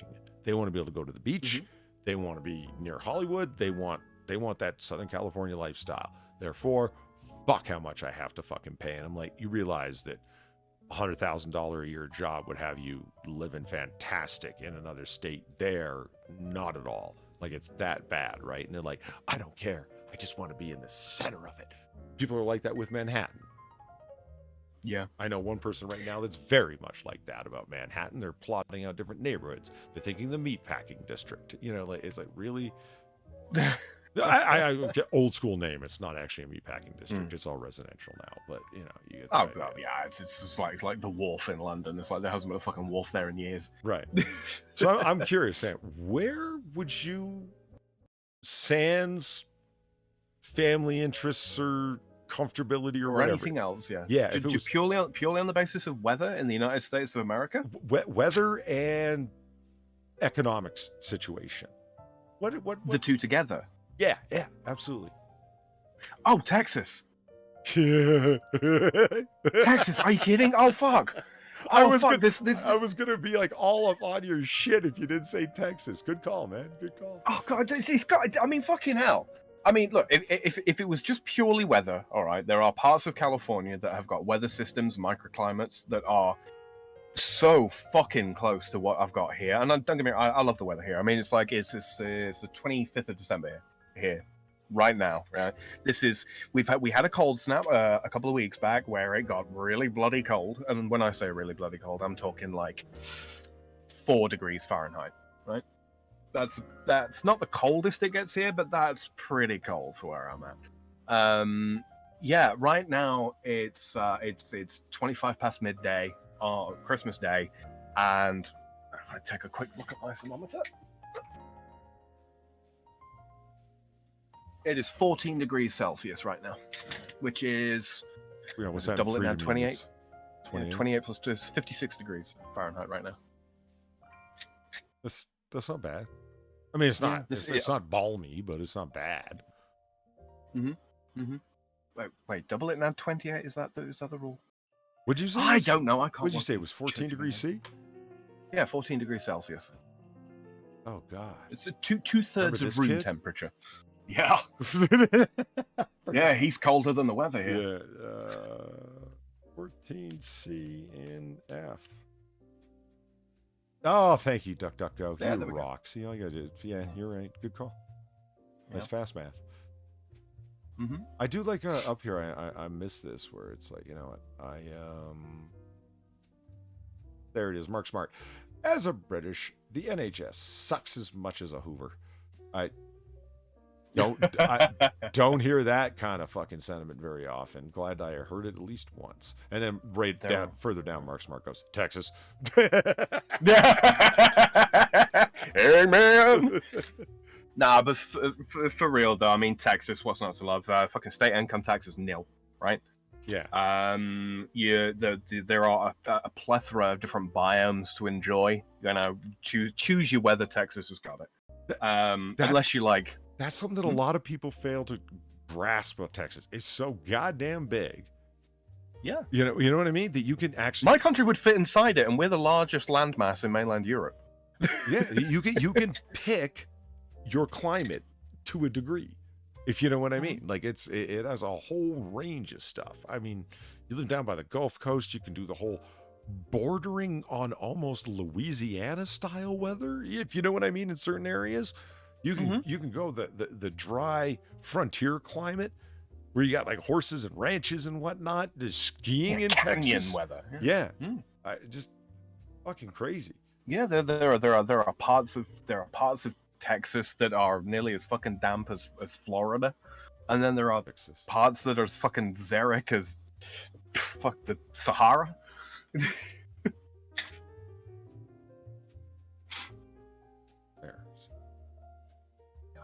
Texas is fantastic. Good history, great little landscape, gun control. What's that? Not the best gun control state, actually, but it's not bad. No, but I mean, it's no Arizona. Nowhere near as stingy as they are here. Yeah, but Arizona's weird. How so? Is it red? Is it blue? Is it purple? What the fuck's going on there? You're looking at electorally. Yeah. They've had some things as of late. I want to know what the make of the boot that's going to be on my neck is. Is it going to be fucking Gucci or who makes cowboy boots? Real ones. A guy you know, a booter. Yeah, there we go. Yeah. The cowboy cobbler. I don't know what they call him. Someone in chat will figure it out. Monterey Bill. Yeah. No, honestly, it's craftsmen who make them for you if you're getting good ones, right? It's there. Is there like a national brand of cowboy boot maker? Maybe there is, but you're gonna be better off going to somebody who's like got the craft down. I would think. Yeah, if you don't want to be some fucking poser. I'm thinking Northern Arizona Patio Furniture says. I've heard just really great things about Arizona, and especially, you know, if you're like me, the gun control laws and the most sunny days in the United States. The only thing for me when it comes to weather, especially weather in the south of the US, don't get me wrong, I don't hate sunlight. I am one of those poor unfortunate souls who was born with particularly fucking sensitive skin. I got to be a little bit careful with the fucking sunlight. You know what I mean? I can't be out and exposed to it for fucking 6 hours a day. I will die. You know what not bad state is that a lot of people pass over? Maine. What's that? Maine? Maine might be for you, my friend. It's the weather's a little English, if you know what I mean. If you like your rain, you like your clouds, and I'm a Noir guy, so I'm okay with it. Yeah. Right? Property is fucking cheap as borscht, man. Like beachfront property is cheap as borscht. Really good gun control laws, meaning sane. Taxes are not that high. Maine. It's just it's all the hell up there in the Northeast, so just a lot of people don't think of it. Yeah. You have to deal with Susan Collins as a senator, but you know, hey, fuck. Yeah, well, I can help vote her out. Yeah. There's you name the state and they're going to have some bad representation at the Senate or House level. So, no guy. Hey man, I got to be honest. I didn't hate Utah. Taxes were a little bit high for my flavor. The lots of religious communities that basically, if you aren't one of them, you ain't one of them. You know. Right. Yeah. No, I didn't hate Utah. I really didn't. Yeah. But there's better, you know. There's better. There's better across the board, and there's better in specifics. So, would I choose to move there again? Probably not. Property prices are a little too high for me to really want to consider it. You know what's I'll look into Maine. You know what's an underrated state, in my opinion? Another one, fucking Nevada. If I got a job at UNLV, that you know, Good Research University, is it like top 20? No. Would I care? No. Because I mean, first of all, anywhere you want to fly, and we've talked about this, right? Is true. Cheap as dirt. If you're flying out of there and then back home again, right? Look at the property values in Nevada, especially around Reno, around Las Vegas. Cheap as dirt compared to everywhere else. Look at it on a scale. Wait a minute, you're trying to tell me that I can have like a 3-bedroom bungalow for 110 grand? Yes. That's not far removed from what prices are like here. That's not far removed at all. That's pretty good. But bear in mind, I live rural. I was going to say, you're in the sticks, though, right? Like your own. And I'm not insulting him, chat. His words. No, not at all. No, I live in the sticks. I choose to live in the sticks. I'm not a city guy. I'm just not. I can do the burbs, but that's as close to the city as I want to be living. You know. You know, hold on. I'll check something. How do you look up your GPU temperature again? You should be able to see it in Task Manager. All right, Task Manager. Right, thank you. Oh, good. Patty Furniture says, "Same here. I'm Irish." That the skin thing, I presume, Patty. Because that's where I get mine from.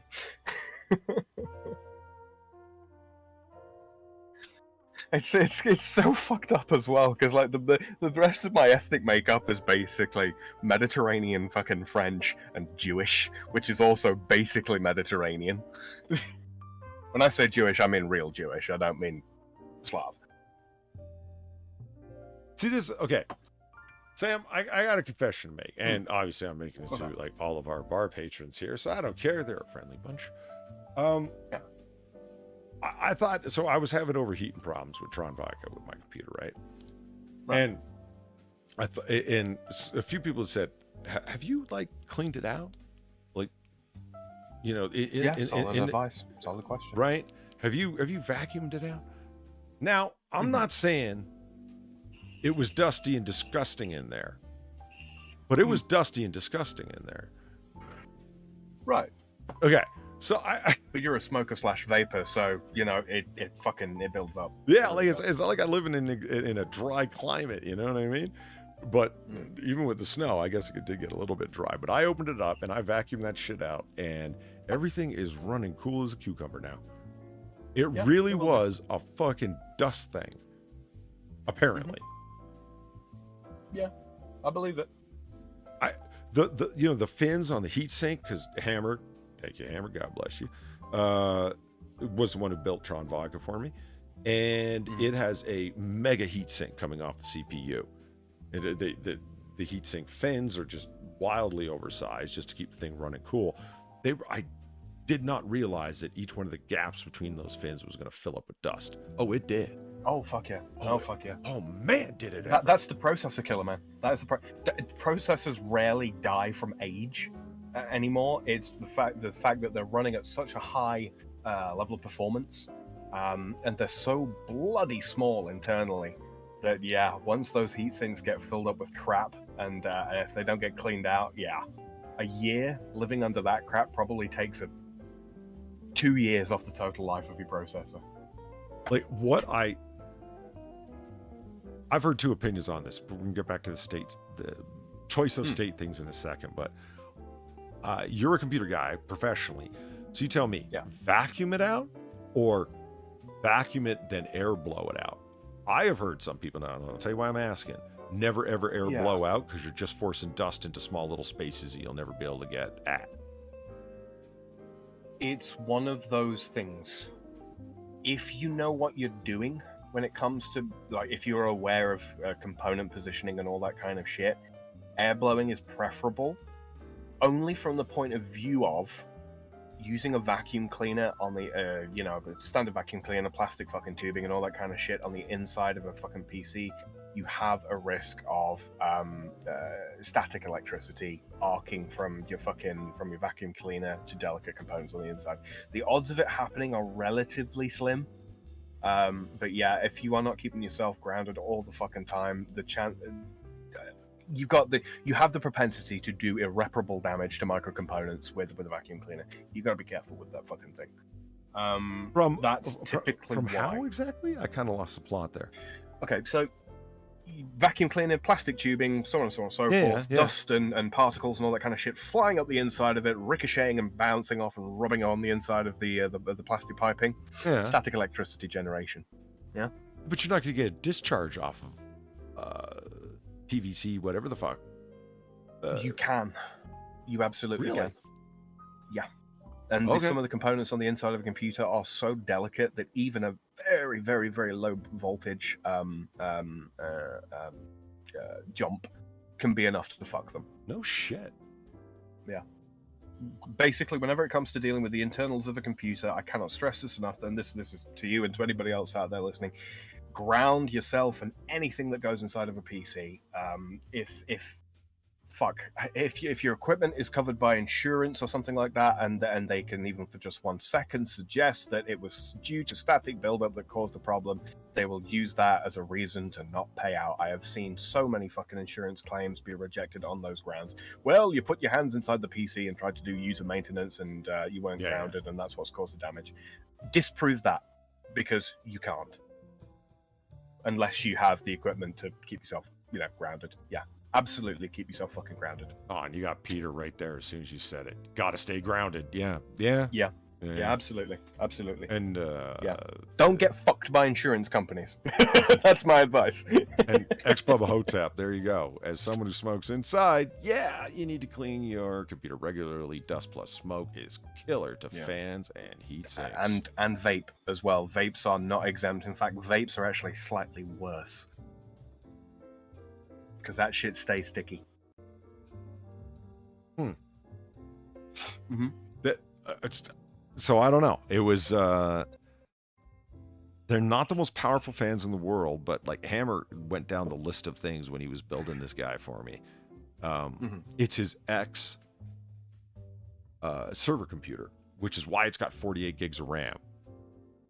Yeah, ridiculously over rammed for what I need. And he's like, I'm going to leave it all in there because you are you need it as a workstation. You're not a gamer. And it's like, and I know how you are with 4 different browsers open with a couple dozen fucking tabs in each fucking browser. And then you expect to be able to open Sony Vegas, open fucking Adobe products, whatever it might be, Photoshop or fucking After Effects. And then you want to start a live stream and shut none of those things off. Yep. And I'm like, well, yeah. And he's like, okay, I don't think you realize how much you're asking of your computer, man. You need a lot of RAM. I'm like, okay.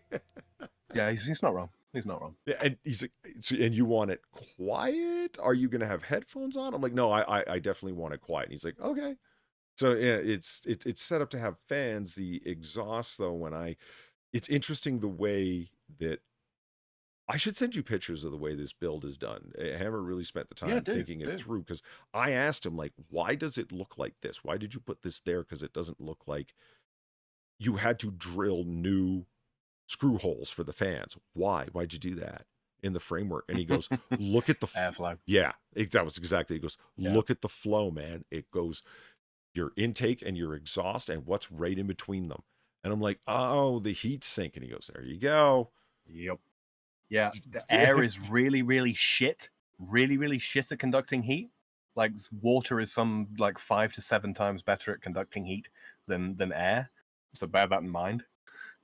Yeah, you want as little time, basically, between cold air coming in and hot air going out the back. That's the ideal, right? You've also got to consider stuff like pressure. If you've got high pressure air or higher pressure air coming in, and then your exhaust fan is too small or too slow, you ain't shifting the hot air quickly enough. Your exhaust fan at that point is actually limiting your airflow, which is bad. Huh. I know. I got to. Oh man. I was surprised at the difference, which makes me think that, yeah, I really should get my air compressor out and charge it up. Now, you want to talk about something that's loud. Do you actually have an air compressor that plugs in? I have too. Do you? Well, I've got a proper air compressor, like for doing garage work on cars, and then I've got a smaller one. Garage. Just as an aside on that. Garage. Yeah. Mechanics. No, it's a garage. Thing that I will garage. A proper American British English. Car hole. British English. Car hole. Go on. My father is a garagiste. I'll have you fucking know. That's French for mechanic. Oh. One quick tip actually as regards to your compressor. Not all compressors are built the same way, obviously. Some of them are better for this than others. If it's just taking a standard air intake, it will be absorbing moisture, or will be taking moisture in from the air. Yeah, make sure that you aren't blowing a load of fucking moisture in and around the inside of your computer. Obvious reason. Oh, yeah, I get you. Like, I mean, the crevice tool only does so much. I can only get to so many spaces, and the one thing that I didn't want to do is start, like, jamming the crevice tool in and like knocking capacitors and chips about, you know what I mean? So yeah, quite right. Okay, I will tell you what, chat, I so rarely get to use this screen that I created a while back. We'll be right back, because 2 reasons. 1, I got to go get another beer. 2, my vapes run out, so I got to fix that. So in the meantime, it's bathroom break time, and we have a screen with music and everything. and I so rarely get to use it. So yay! We'll be right back. Don't go anywhere.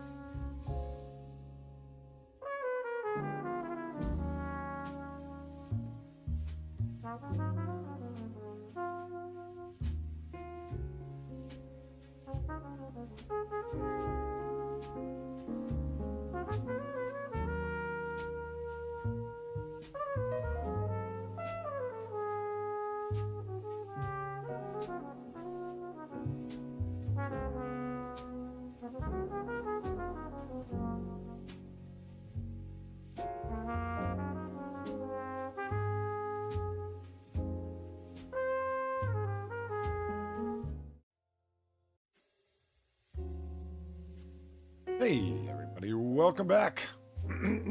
We are freshly nicotined and re-liquored. I went down to the basement of the bar and got some more beer. Who doesn't drink beer on Christmas morning? No one I want to know. Strange people, that's who. Yeah, we checked on our beef Wellingtons and they're doing fine. They're doing fine. They are indeed. They are indeed. It's going to be glorious, Polly. It's going to be glorious. I've excelled myself this year. So chat, Sam actually is making a beef Wellington as we speak. 2, in fact. 2. Oh, 2? Okay. Yeah. One for my own Christmas dinner. And then tomorrow I'm going to go over to my parents' place and take that one with me. Then show them what they're missing. Sorry? And show them what they're missing? Oh, yeah, absolutely. I'm going to eat it in front of them.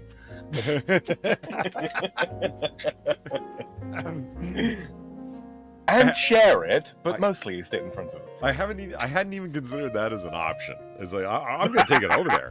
I didn't say I was going to let him have it. I've learned my lesson from your misfortunes with that fucking Christmas ham, Polly. Yeah, I learned my lesson there, too. That ham ain't going anywhere near my mother. I was going to say, a wise man learns from his mistakes, a wiser man learns from the mistakes of others. Yeah. Sun Tzu said that. Did he?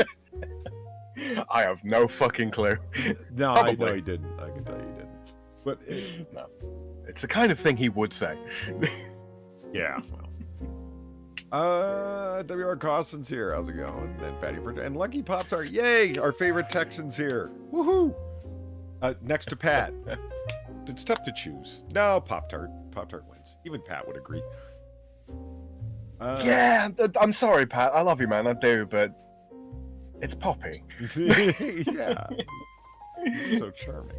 Gayest person on YouTube's here, which is great. Look, a bunch of people showed up out of nowhere that weren't here. Yeah. Carol Soldier's here. Welcome. Come on. This is cool. Come on in. Pull up a stool. Chill out by the fire. It may have one of those. Yeah. It's recently installed, thanks to Sam. They just got some French street urchins to come in and work on it. With mallets and chisels. Don't ask where the chimney is. We don't know. Ian says ironic that a Frenchman would be making a beef Wellington. Oh yeah, I busted balls on her. I got there ahead of you, and it's yeah. It's deliberate. It's deliberate. I was I was talking about, like, we're going to talk about Wellington's military genius after we get back, because Wellington was an authentic military genius. It was like, let's face it, he was able to take on Napoleon, Waterloo, and whatnot, and it wasn't just a victory; it was a sound, complete victory, and did so through a lay of the land strategy, withholding reserve forces until critical moments. Like, it wasn't an accident. He won. It was. And he capitalized on everything, and then that does take skill. Yeah, and it wasn't even a matter of a lot of people. I've heard a number of people in military studies in graduate school say, Napoleon was up against it. He had, first of all, his own arrogance to deal with. He believed that he was superior tactically and strategically, so therefore I can't lose. And it's like, that's not true. He really did just get out generaled. He could have won if Wellington had been having a bad day. Do you know what I mean? Like, it was Waterloo is there's a reason in tabletop wargaming, and all tabletop wargaming, whether it be 40K or Warlord games like that I buy, all comes out of England. And when you do historical wargaming, half of it is Waterloo, because it's out of Britain. But what do you expect? Their big victory against Napoleon. Yeah, they ain't going to do Agincourt, are they? Well, they're not. They're not going to do the Boer War either. I mean, they do, but they keep it small. They're not going to do the British withdrawal from India either, because what the fuck would the game be? Going to gloss over those. Yeah. They're going to do their big masterful victories, right? You know, the sea battle game, what is it? What the hell do they call the battle where the British beat the Spanish Armada? In 1588. What the hell? There is a name for it, and it is completely escaping me. Trafalgar is a huge thing, of course. Have you seen Trafalgar Square in the last few years? Oh, it's sad, isn't it? Yeah, it's sad. Don't. I mean, I want to keep a channel, so I'm not going to tell you what my problem with it is. But it's just, it wasn't. Go and look. It wasn't selected by accident. It's deliberate. You know, there's lots of wide open squares. You could be doing that. Why Trafalgar? Why all around the statue of Nelson? Why? Because this is ours now. That's why. Conquest, absolutely. Yeah. No. In any case, I was talking to. This was only like 2 months back. Some people who did military history and they do strategic studies, and they didn't want to talk about, as I was saying to Sam, Thomas Jackson, Stonewall Jackson from the Confederacy. Military genius, that man. Repeatedly able to win victories when, other lesser generals didn't. Oh, I'm sorry for the music being so loud there. Let me turn that down. Wouldn't have had a hope in hell. But he was able to do things with a lay of the land and awareness of what his forces had, and an uncanny ability to read the mind of his opponent. The way he was able to take on McClellan, Lincoln's general, for years, and just embarrassed the shit out of him. Outfox him, yeah. Yeah, because he could just, it was almost like he could read the man's mind. I know when you're feeling timid, therefore I'm going to attack. He was able to do it again and again. And nobody, they were like, yeah, he was a Confederate, was the only thing that was said back to me. That's not a fucking argument. They don't even want to talk about him anymore. It's like, but y'all will talk about Rommel. They will. They'll talk. Yeah. They'll talk about the power of the attacks of the Blitz on London. They will talk about how V2 rockets were such an advance, and not just a technological advance, but used to great effect. And they were, not decisive effect, but to great effect. It's like, you're willing to talk about Nazis as, in a dispassionate way, but Confederates, hell no. That's the state of universities right now. That's the whole story that I got, that it's gone that lunatic. Well, I mean, I suppose there is the Rommel myth, as it's sometimes referred to as, which I touched on briefly a couple of times in discussions with you. The sort of the notion that so he was a brilliant German commander, but not necessarily big on Nazism, and I would say that there's probably some truth to that. I mean, he was implicated in the 44 attempt on Hitler. There was that attempt, that was. But yeah. Hold on, that would have been before Valkyrie, right? Valkyrie was 45, no? Yes, I think so. Man, there were a lot of attempts on Hitler's life. When you got to sit back and think about it, Yeah. Anyway. Only one successful one, though. And that was by the man himself. Yeah. That's what makes the Walther PPK the greatest gun in history. Or at least it's up there, top 3. I mean, not only did it kill Hitler, it's also James Bond's gun.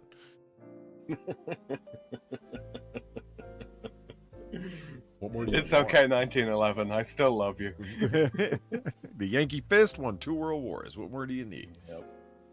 Why do I Yep. carry a 45? Because they don't make a 46, but they do make a 50. Yeah, but I like my wrists.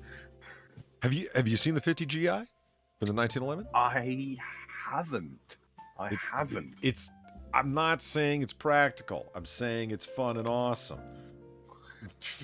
If it wasn't so expensive, I would consider a fun handgun. I would. Here, I mean. Right. So It's expensive there's here. the 50 GI, and there it is next to a 9 and a 45. Right? Right? That's a whole lot more fucking bullet right there. Yeah. Like Look it's at that thing. it's a chunky boy 45. That's what I like Oh. about it. See, the 45, okay, that's like your pint. Yeah, that's your pint. Mhm. The 50 is like the royal pint. It's a pint with a bit extra. Yeah. And it's not a 50 AE, a 50 Auto Express. It's like a full-on Magnum. It's not meant to be a Magnum. It's meant to be on the same order as the 45. It does its job by mass and surface area, mass and caliber. It's just that the guns that fire it are kind of expensive. But oh my god, when you look down, so Guncrafter Industries is who makes it.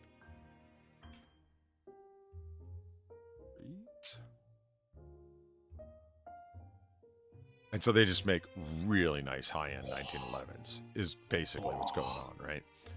Oh god, I'm like a kid in a candy shop. Look at that. Yeah.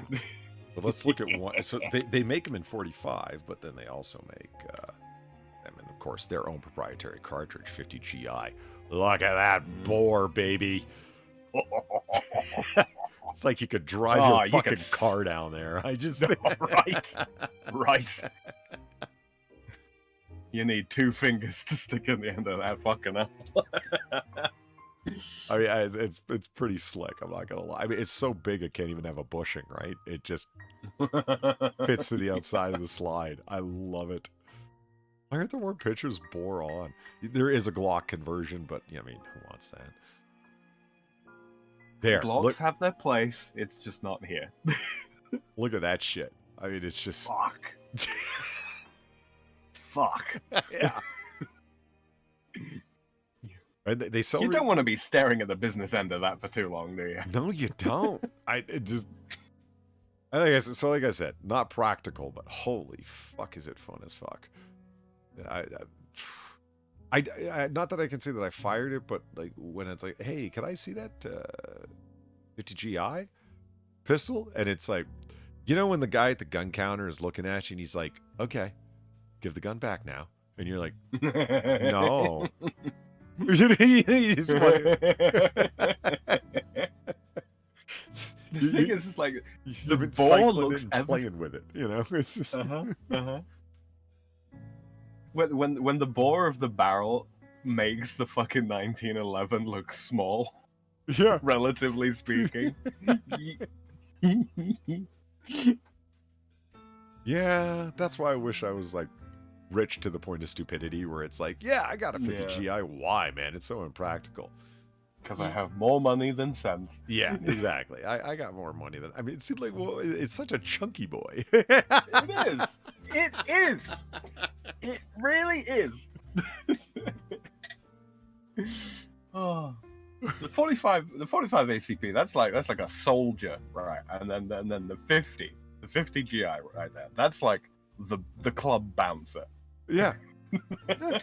This is the lean, tough doorman, and this is the sumo wrestler. You know, it's just Exactly.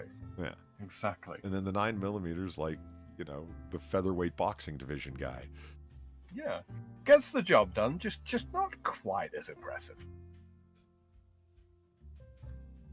I'm convinced Polly returns to the mental age of a child whilst in a gun store. I am a child at heart. I won't deny it. I want to get my hands. You on a could not, Giver. Yeah. without that so low sin as lying. Yeah, I mean, standard bullets are up at 325 grains. So yeah. So yeah, I think we were talking about something. more time. We're talking about Wellingtons. Oh yeah, beef Wellingtons. Yes. So yeah. For those of you who don't know what a beef Wellington is. Oh, you're about to witness this treat. Oh, that's a fantastic looking one right there. Look at that. Whew. Oh, look at that. Son of a jackal. I mean, this one's just a little overdone. This one is just like, oh man. That's how it should be. I'm hoping mine turns out that good. Are you cooking to time or temperature? Time. Really? Okay. Yeah. Mm-hmm. Temperature can be a little bit unreliable when it comes to Wellingtons, I find. In so much as, you know, I'm using a long tenderloin cut. Okay. You're doing so, it. Yeah. Look at that. You can see each and every draw of the blade across that beef, yeah. man. Look at that. I love it. Beautiful. That's beautiful. And I have had a good slice of Wellington in my time, and you get these crumble flakes off of there, but you got like a nice rare piece of beef, so you just kind of like pick them up with the, you know what I mean? Like nothing goes to waste. You just kind of dab around and get them all. Oh yeah, no, absolutely. You use the moisture that's still very much in that piece of beef to pick up your crumb. Yeah, you absolutely do. I'm surprised that Brits, when people start busting balls on their food, cuisine, and often rightly so, don't go, excuse me, beef Wellington? Shut up. Because precisely. I mean, this is a win. Okay, but here's a question for you, Polly. Mm-hmm. When it comes to your beef Wellington, are you going with mushroom du sel, or are you going with foie gras? Well, I won't say no to foie gras. I just won't. I didn't get. It's a trick question. It's a trick question. Okay. You can do both. That's what I'm doing.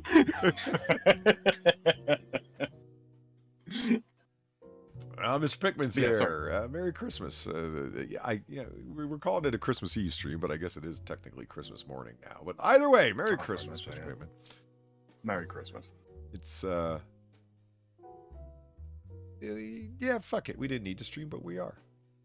So what did you pick for your surroundings? What's that layer called? Oh, the stuff that goes immediately around the beef. Yeah. Beneath the ham. Yeah, you those are your two options basically. You've got the du sel, which is mushrooms, and occasionally some people put shallot, echalot, in with the du sel.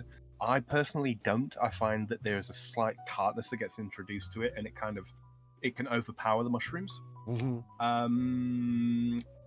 Or you can go with foie gras.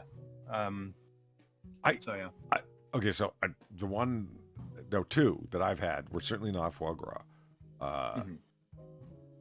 It was mushrooms and a different kind of breading as opposed to the breading on the outside, and then various seasonings. And it's not like I had a list of the ingredients, so I didn't know what was there. It was brown. It was a mixture of brown and white mushrooms and breading, and then seasoning. So I was curious as like what all went in there. But I mean, foie gras, it's not rich enough. Sam? Okay. I mean, so what I've done, I'll tell you what I've done. All right. Okay, so I've got I've got two longish tenderloin cuts, right? And then what I've done is I've taken I prepared my du sel with I've done a mix of shiitake and we call them cep, C-E-P-E-S. I don't know what the English word for cep is. It's a particular type of mushroom. There's a tiny little bit of truffle oil in there, just to kind of bring out the pepperiness as well, because I like that kind of thing. Then I've put jambon cru, which is just raw ham, basically. I couldn't get prosciutto in time. I wanted to use prosciutto, but I couldn't get any. I couldn't get any decent stuff in time, so I've used jambon cru instead, because it's not too far removed from prosciutto. And then on the outside of that, I have just layered a fine layer of foie gras on the outside of that. Wow. so that it will meld a little bit with the puff pastry. I'm not putting Super Mario characters in my beef Wellington. I looked up Seppi mushroom, and this is what I got.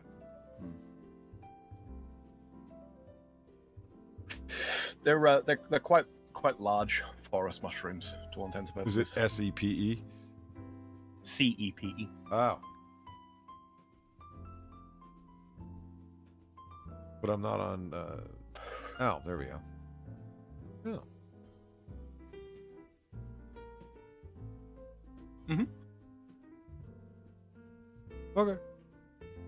Yeah, so it makes the Separ. They've got kind of almost like a woody kind of element to them in terms of flavor, which is quite nice. So, ladies, Sam is single. If you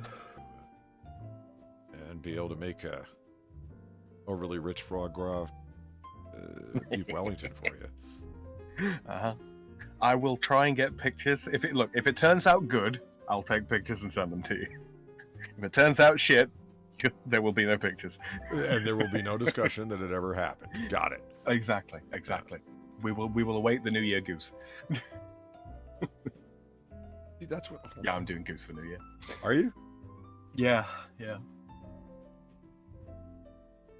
See, nobody likes the idea of the Christmas goose. I think it's a fantastic idea. I mean, look at that. Yeah. Look at that. There are quite a few people that just don't seem to like Goose for some reason. And I don't know why. I find it a perfectly delightful bird. Yeah. I mean, you're a dead goose, man. I'm eating you. Oh, look at this one. That looks fake. Look at that skin. Oh God. Yeah, it does. It looks like an artist's recreation of Goose. And a good one. Oh man, that's a properly seasoned bird right there. Look at that. Woo. Oh yeah. Oh, look at this. They grilled it. You masters. And look at that. They captured all of the goose fat. They've been basting that bastard for hours. Look how golden brown it is. If you don't collect your goose fat, you should be shot in Minecraft. You've just failed so bad. You know what I mean? Because you've caused a bunch of flare-ups, so you probably burned your skin, which is, among the best things. Yeah. You know what I mean? And you've lost out. I mean, it can't go in the gravy. The fucking goose fat. Have you had roast potatoes in goose fat? I mean, I know you have, but people in the audience, have you guys had roast potatoes done in goose fat? It is the best. I actually never have, but I have had. Really? Yeah, but I have had whatchamacallit in sautéed in goose fat. Potato pasta. The pierogi? Gnocchi. Gnocchi. Yeah. Pan fried in goose fat. It was... the portion that I got was so small that I thought, oh, fuck, see? This is how they do you at fucking restaurants. You know what I mean? Give you the smallest little... They were so fucking rich. Like, unbelievably fucking rich that it's like, whoa. Mm-hmm. Like, I felt like full for the next 2 days off that's what I thought was a small little portion. I probably took in 3,000 calories just off of that. It would... yeah, but they're good calories. Yeah. There's Dr. Functional with the right spelling, too. I love gnocchi. So good. Nah, for real, it's a little. It can be a little bit expensive to purchase goose fat separate because it's usually not just sold individually. But if you can get a hold of it, or if you can get it yourself from geese that you're cooking, yeah, absolutely do your potatoes in that shit. It is. I use this word rarely. It's divine.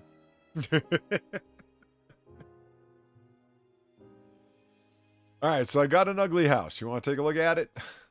Abso-fucking-lutely. There's been too much beauty in this stream. We need something ugly. Yeah. Ooh, look at this baked apples and stuff around. Yeah. Goes together. Merry Christmas, everyone. Okay, so $450,000 in Colorado Springs, Colorado. Okay. Kind of looks like a house. Like what? What's the problem? You know? Well, this is why I go to Zillow, because I can find shit like this. You know, it's like, what? It's got a nice little flagpole arrangement, you know? Yes. Typical Colorado house. Yeah, it's kind of a minimalist porch, meaning not enough room to really porch out on your porch. And yeah. Needs a deck. Yep. It needs to stretch out into the front. Now, I can't see around it, and I haven't really looked around it, but it doesn't look like it's on a very large plot of land. So, No. But let's take a look inside. Well, not yet. When there's a sign, Okay, it's actually a little bigger than I thought it was, but yeah, still not quite big enough. The fuck does it? Cats, something, dogs live. Okay, your porch is too busy. There. You got too much shit on your porch that don't make no goddamn sense. And yeah, I've stolen ADT signs. I know how your scam works. You ain't got no security there. You ever do that?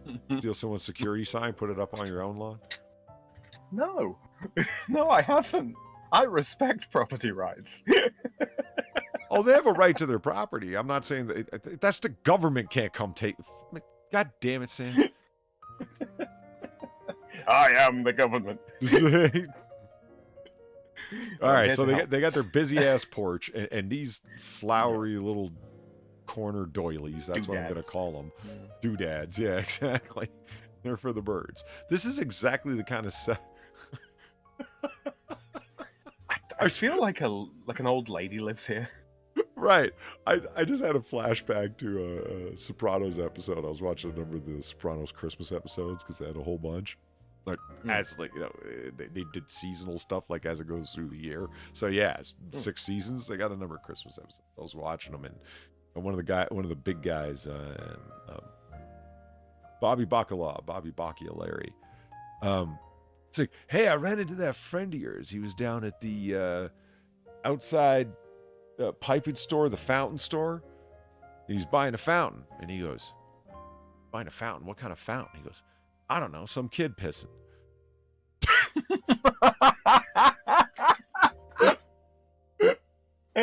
Like, that happened in the first 10 minutes of the episode, and I'm like, all right, everything else is downhill from here. You're not doing better than that. That's the line of the show right there. A cherub? Bobby, is that what you mean? A cherub? Yeah, exactly. I don't know, some kid pissing.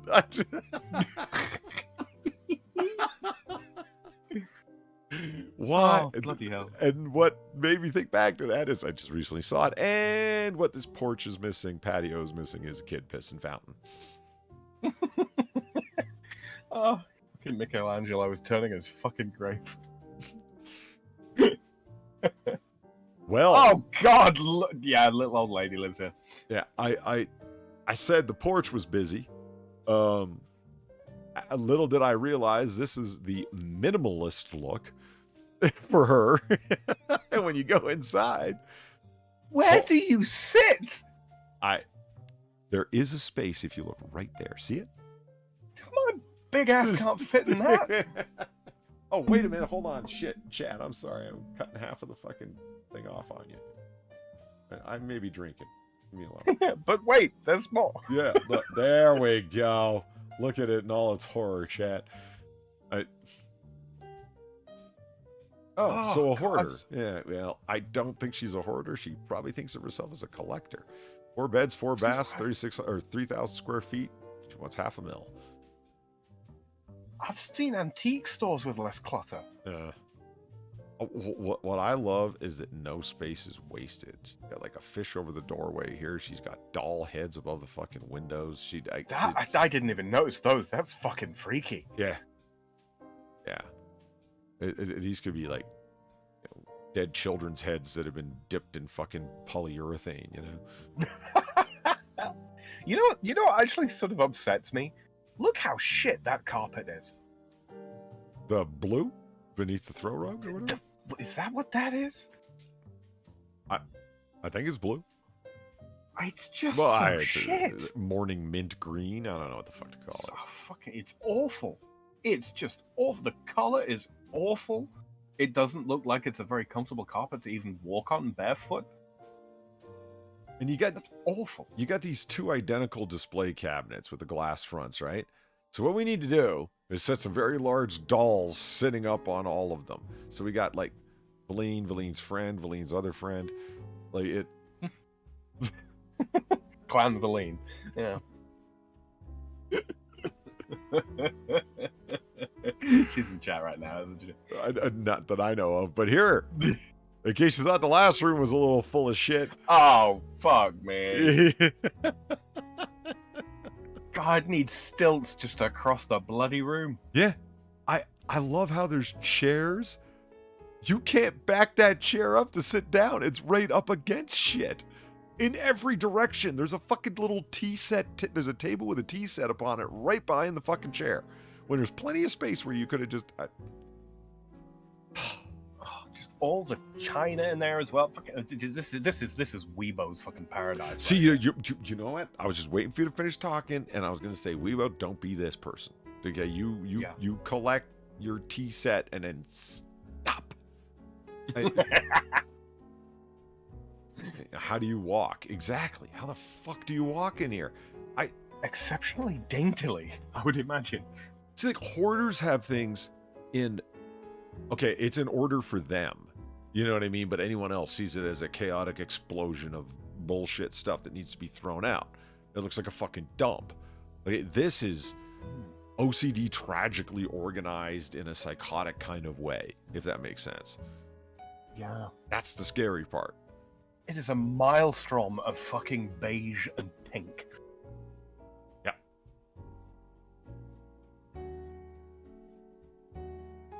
There's a little bit that it actually keeps going a little bit further down, chat. My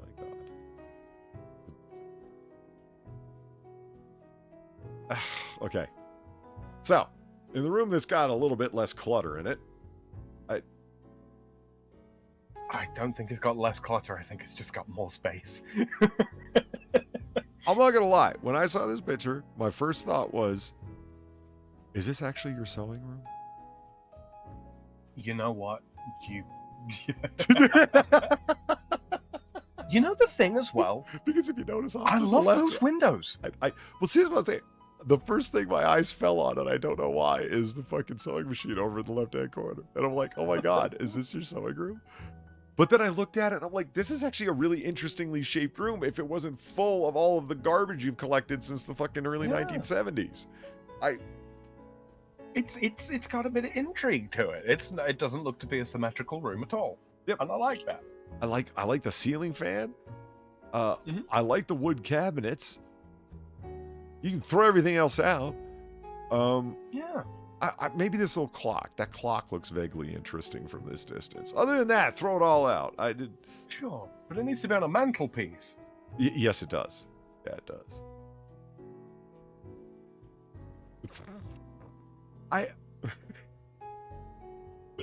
And you've got to work harder at them drapes, lady. Like, I'm not saying you need 100% custom shaped drapes to fit that window, because it's kind of odd shape. I am. But you got to do better than what you've done there. I mean, these are some IKEA drapes. It looks like someone's taken the frame. You know the curtains that go around a bed in a ward.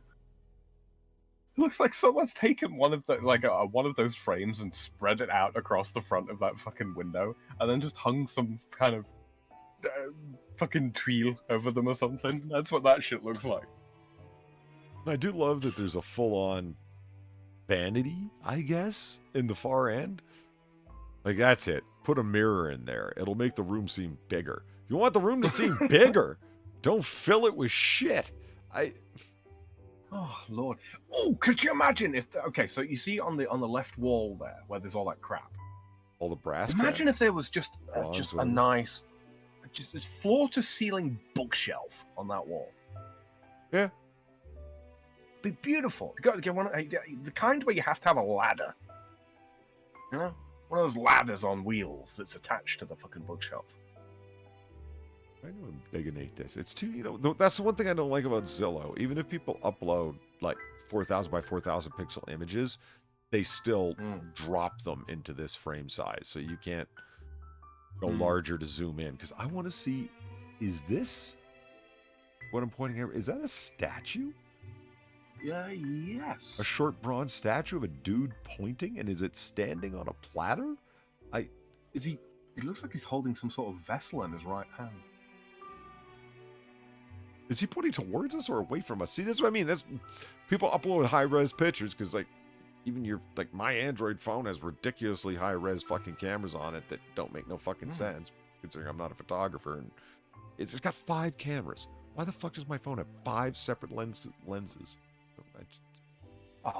Regular light and low light and fucking panoramic, and then the 3-second photographs in motion bullshit. I forget what Android's TM name for that is, but but that's about as much as I can fucking. That's about as much as I can muster. You know how many cameras my phone has?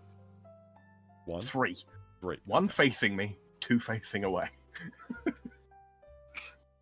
Yeah, well, there's the thing. There's 2 on the front and 3 on the back, and the 3 on the back are.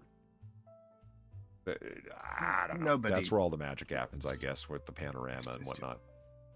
It's too much.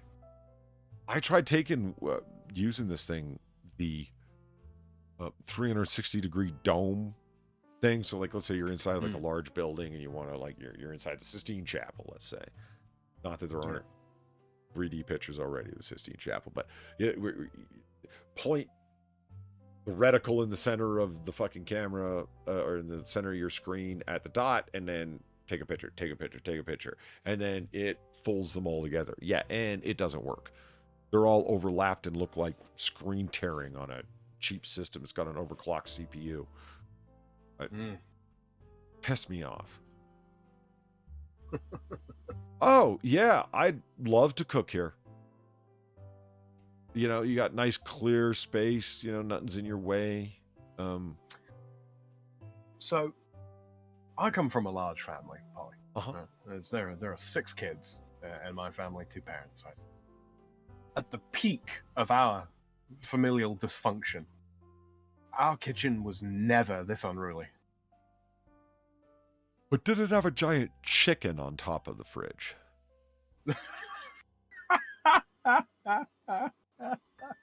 No, I can't say that we did.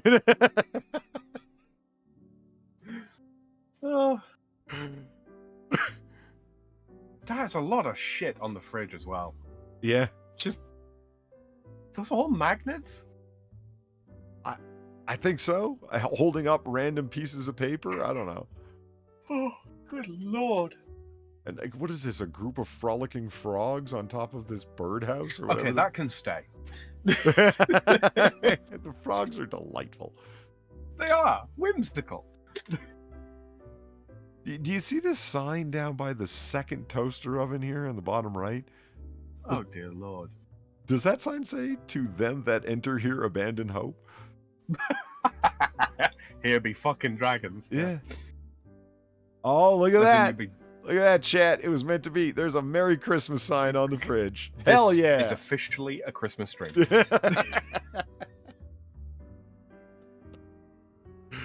Perfect. Oh, Lord. Wait, what the fuck's going on at the exit? They got the folding fucking screen thing. What? Why? I have no idea. To create the Again, illusion what's of with the doors? floor? I do. Linoleum. It's awful. Well, not everyone can afford tile, Sam. Fucking. No, but it's awful linoleum. I'm not saying linoleum's awful. I'm saying that linoleum is awful. I'm not a linophobe. I am trying to figure out what's going on with them drapes. I mean, admittedly, this is a well-lit kitchen with natural light. I'll give it that. You mean the fire hazard? Well, yes, the fire hazard. What, you don't have no drapes in your kitchen in case something catches fire from what? The sink? If you have a burning pot, Polly, what are you going to do with it? So let me see if I get this straight. You're asking me if I have a pot that has flames leaping out of it, what am I going to do with it? Yeah. I'm going to... throw it over top of the fucking folding screens, and who's ever on the other side can just deal. And if it lands in this room, nothing is lost. It's my solution. Oh, Christ. You know, when your best redecorating tool is a fucking book of matches, there's a problem.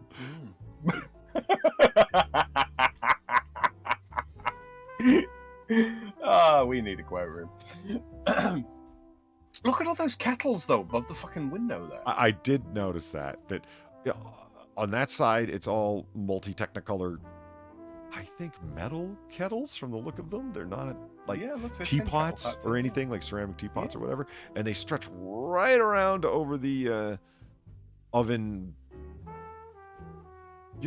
Stove. Thank God you don't call it hobs, too. I hate that hob name. No offense to... Hobs are the little fucking things on top of a stove. No, wait a minute. I've been lied to then. I was told that the whole top of the stove was referred to as the hob.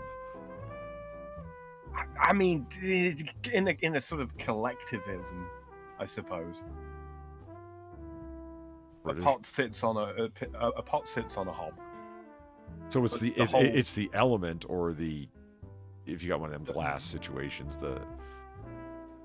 Damn, I got heavy lead. But yeah, the whole thing is either a stovetop or a hobtop, depending on where you're from. What a stovetop. No offense to the Brits that are here. We love you to death. You just got some weird names for things. Just saying.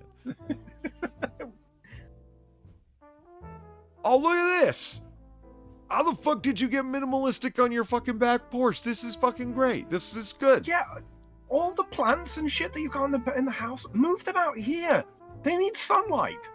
I mean, your stupid cast iron chairs are, I mean, you can throw those out. Those are excessive. And this IKEA glass top thing, I mean, what you need is a barbecue and a couple of, like, I forget what they're called. Those outside chairs with the comfy cushions that are rain resistant. It's okay if they get wet. You know what I mean? That's lawn chair or something, yeah. Yeah, I mean, you got the beautiful mountains in the background because you're in Colorado Springs. This is nice. Yeah. The deck isn't all chewed and beat the shit up. You know what I mean? Missing fucking fence posts or whatever you want to call them. Yeah, you could send pictures of that deck to your friends. Yeah.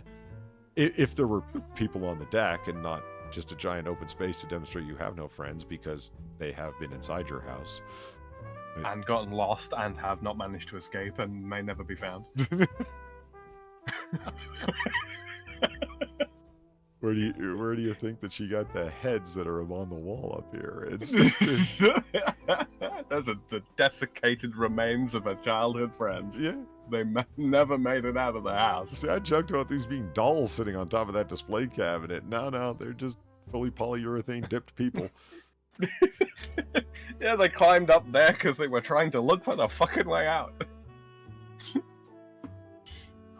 This can't be the same house. No, Expo. I'm sorry, I think it is. All right. See, again, interesting shaped rooms, nice ceiling fans. Everything else sucks. Yeah. It's a good sized room, and they just made the worst possible use of the space. I'm not exactly sure where I would put the bed in this room. That bed looks really short. Are they using a weird lens? Possibly. Although when you look at the depths of fucking pillows that you got there, that's taking up like a whole third of the bed. Good call. Could be that. And I mean, who doesn't want a pillow with tassels? I mean... Sam, don't tell me you got pillows with tassels. I don't have pillows with tassels. Yeah. I don't. My bed is for two things, neither of which require tassels. Have they covered up a mirror with a fake Renoir here? Is that what's... I can't tell. You know what I can tell? Those red drapes don't belong in this room at all. No, it's a complete... Oh, Jesus. I mean, leave the feng shui alone for a minute, but the color, fucking hell. Talk about a clash. I mean, the thing that kills me is that you get these interior decorator people and then, your Weibo types that are really into color theory and what matches with what. And then there's just plain human reason You know, which is the level we're operating on. Yeah. Right. You know, you look in here and you're like, wait a minute. You got some green and bronze bed sheets that are like shiny, satiny shit, right? Not just green, but like avocado green. Yeah, and then you got red shit here and there, and it's like none of this goes together. And why do you have 1, 2, 3, 4, 5 mantle clocks? Right. And it's like it's not even like a good bright red to go with a good strong like royal green either. So it's not Christmassy.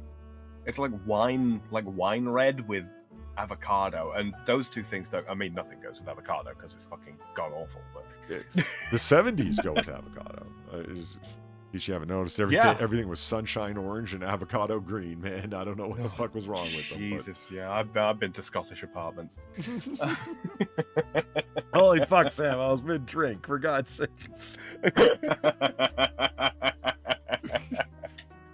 Oh god. Oh, that's I don't. And then I only noticed this right now. The flower vases lined up along the top. That's just kind of sad, really. Yeah, see, I thought these were just like, I don't know, curtain rods, but there must be some shelf up there if they're all sitting up there. Uh-huh. No, do away with that. Just do away with it. Again, your first key to redecorating is move everything out. You know what I mean? I think this is what you need. A giant hardwood fucking hope chest at the foot of your fucking bed. I'd have 3 or 4 broken toes living in this house for a year. Oh, yeah, well, I'd have 1 broken toe and 1 very broken chest. Yeah, that chest just simply wouldn't be there. Oh my god. Oh, good. No. If I need to walk to the kitchen for a drink at fucking night, I am not walking through this room to get there. Those dolls are life-size, man. Do you see how they've afforded themselves a walking path here? Okay, so we know how the little old lady that owned this property died. She just tripped over this much shit. And they found her sometime later? In a vat of her own polyurethane. Yeah. I gotta ask, is this a folded green bath mat just laying there? It looks that way, doesn't it? It really does. It's either that or it's AstroTurf.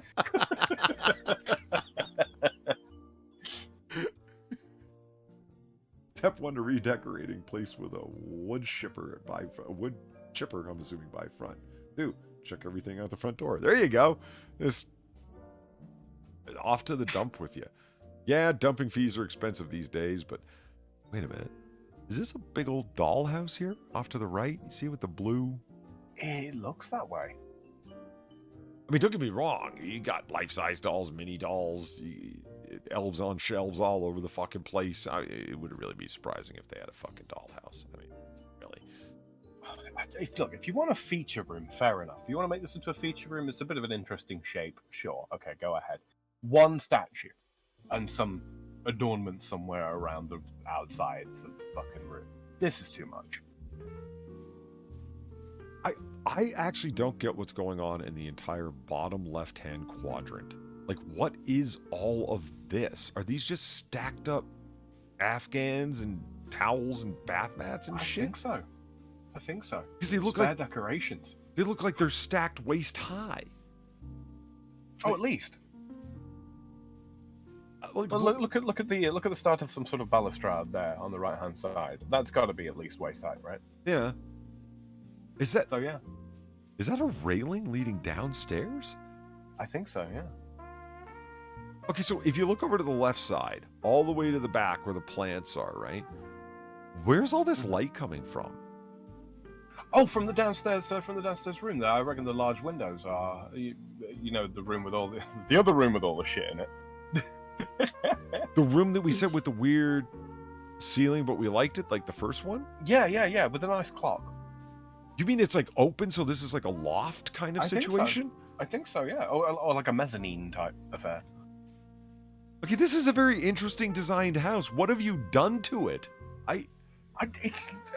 it's lost its quirk with just too much shit. Hey, Gokato's here. Merry Christmas, Gokato. Merry Christmas, man. Oh my God. I guess we had to come to the bathroom eventually. Oh, no. I mean, at least the mirror's clean. Okay. Yeah. I'm looking for some silver lining, and I'm... Yeah. I can't get over that shower curtain. It's so realistic.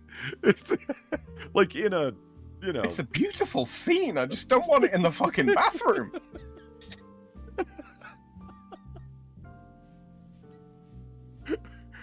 You could have replaced the one bulb. You had to leave it burned down. It ruined everything!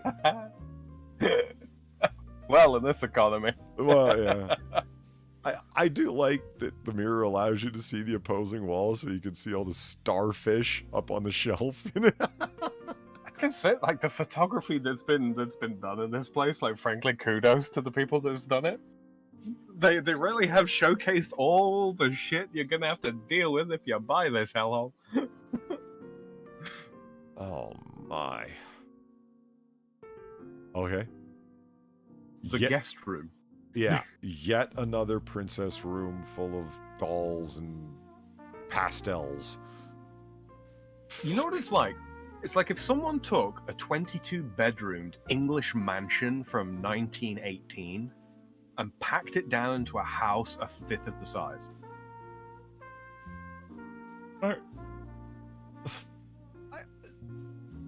1, 2, 3, 4 stacked chests. No, and one beside it. 4 stacked chests and one... I have less my fucking chests in my Minecraft house.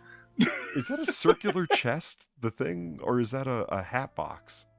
I think that's a hat box. Okay. All right.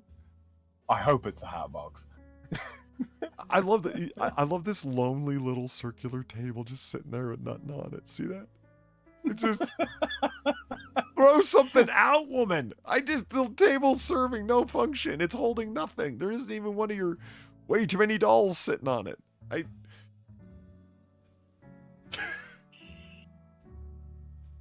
Oh, Hammer's here. Hammer, Merry Christmas, you badass, you.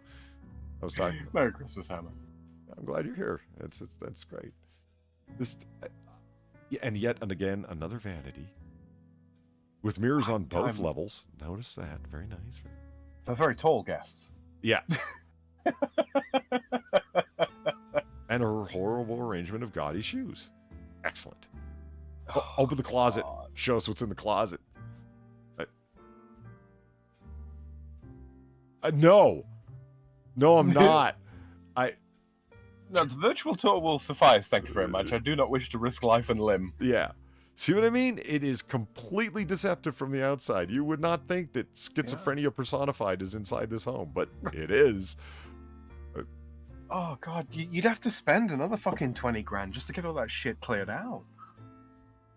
Actually, I wanted to show, I still have this room up. Hammer, look at this person's entertainment room. Look at that. Crap on a biscuit. Look at that. That is violently purple. It is, but it's the bridge of the Enterprise D. Yeah, no, I don't hate it. It's just... That is violently purple. It really is. It doesn't need to be as purple as it is, but you have to assume that they've got adjustable lighting in there. And you got to love the detail of all the little tribbles around the corner. And then, oh, wait a minute, that's from that side. And then here it is from the back looking forward. That is a hell of an entertainment room, man. I mean, come on. That's pretty good. This is somebody with money to burn. Yeah. I mean, I would have went, it's not my favorite bridge, honestly, the Enterprise D. I would have went with something else. Probably the Defiant. Enterprise E. The Enterprise E. That's just less hotel-looking Enterprise D. Your point is. Wow. No. I'd either go NX-01 because there's room to walk around, or Defiant. That's what you want. Merry Christmas, Crossfire. Good to see you. Happy you're here. Indeed. So yeah, but this person only wants $3.3 million for that home. It looks like something off a Star Trek. Zombie Teddy says. You think? I mean, it's. You must not be a Star Trek fan, Zombie. It's like a point-for-point remake of. Yeah. The bridge of one of the ships on Star Trek. That's what's so impressive about it. And that's Wait, fine. Is the entrance point there? You don't on need the to be a Star Enterprise Trek fan. What's that? Is the entrance point there on the Enterprise D? In the back over there? No. Yeah. No, it's not. I was gonna say. There's turbo lifts off to either side.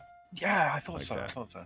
But when you see it from the outside, like how you see, this is what the door in looks like. Which is pretty cool. This is a bit too Nintendo for me, this room. Yeah. In terms of decor. When we were originally looking at this room became like Confuso Vision because it's got acoudagrams like LCARs, the way the computer system screen looks on 24th century Starfleet ships along the floor. Yeah. But then there's Star Wars stuff all along. Like, there's a Jar Jar Binks down there. Yeah, I can feel rage rising in my gut. Yeah. But yet there's a Starfleet ship dedication plaque. So this room is mixture of thing. I don't know why, but that screen, like, is that supposed to look like an old school video game screen? Is that something from Battlestar Galactica and I'm not recognizing it? I don't. It does look a little Battlestar Galactica now you mention it. But yeah, it's such a stark contrast because those are supposed to be transporter lights above the bar there, right? Yeah. I mean, if you wanted to do 10 forward, why didn't you do 10 forward? This just looks like mix room of things. Like, you've even got lava lamps and shit. I mean, okay. You got like R2-D2 and shit up on the shelf, and Jar Jar down here, and it just... You know what it is? I think they ran out of money in this room. They ran out of something in this room. Whether it was time or money or inspiration. Yeah. Well, this room, like, as we went through it, or this house rather, room by room, looks like each room was designed by a different interior decorator. Mm-hmm. And now, which, I mean, look, don't get me wrong. And now they're trying to sell it. Like I said, like, each room looks wildly different from the last room. Well, this is a bit interesting. Yeah, I mean, there's the bar close up, and then you see in the other direction, and then it goes into the arcade room. Yeah, that's perfectly all right to me. A little bit on the bright and colourful side. I'd like my arcade to be a little more, 1980s snooker hall myself, but yeah, I could work with that. The thing about this room that I couldn't accept is I'm big into the cabin look and whatnot, and look at all those fucking gorgeous wooden rafters up there, and you turned it into an arcade room. I'm not saying don't have an arcade room. Like, all of this stuff, they've even got whack-a-mole in the front right-hand corner here. I mean, okay, but not in this room. Use that gorgeous-ass ceiling for something else. I don't know. This would be like the master bedroom if it were up to me, because I could see them ultimately cool rafters. And then you go outside, and it looks like Tony Montana's Cocaine Palace. I'm really not stuck on this exterior. Yeah, the whole place is schizophrenic as fuck, man. 9 beds, 13 baths. I don't hate it, but it's kind of like it's trying to be both sort of Spanish and Italian at the same time, and it fails at both. Yeah, not stuck on it. The best theory that we could come up with, what was going on with this house, is that it was multiple investors, different interior decorators all over the place, and they want to. And when you look at the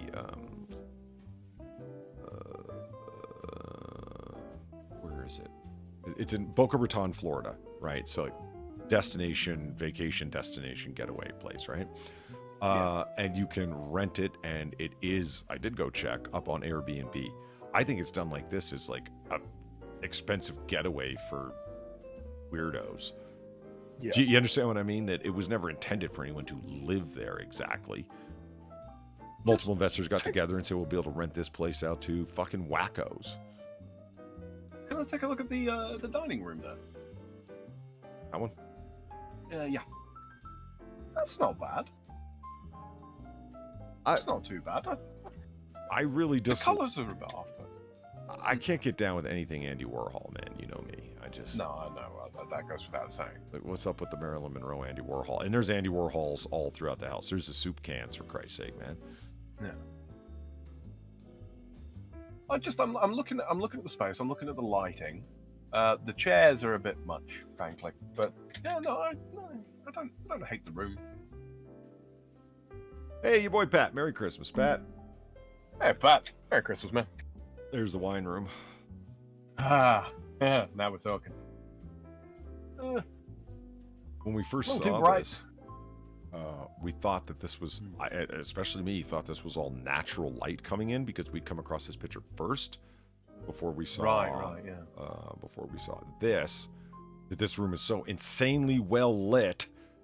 Yeah. We thought that this was the sun coming in, and it's like not. But still, Sam, you're a Frenchman. There's a reason a cellar's a cellar, and that it's downstairs in the dark. Yes. You're fucking your wine up, morons. Yeah, well, to be fair, they probably don't have very expensive ones anyway. Oh, I said very expensive. They probably have very expensive ones, just probably not very many good ones. Yeah. I don't. Well, not very good after they've been sitting in bright light, not being turned properly. Be, yeah. And kept at room temperature. Oh yeah, I'm sure it's great. Room temperature in fucking Florida. No. 27 degrees Celsius and sticky. Yeah, that wine will last for fucking ever.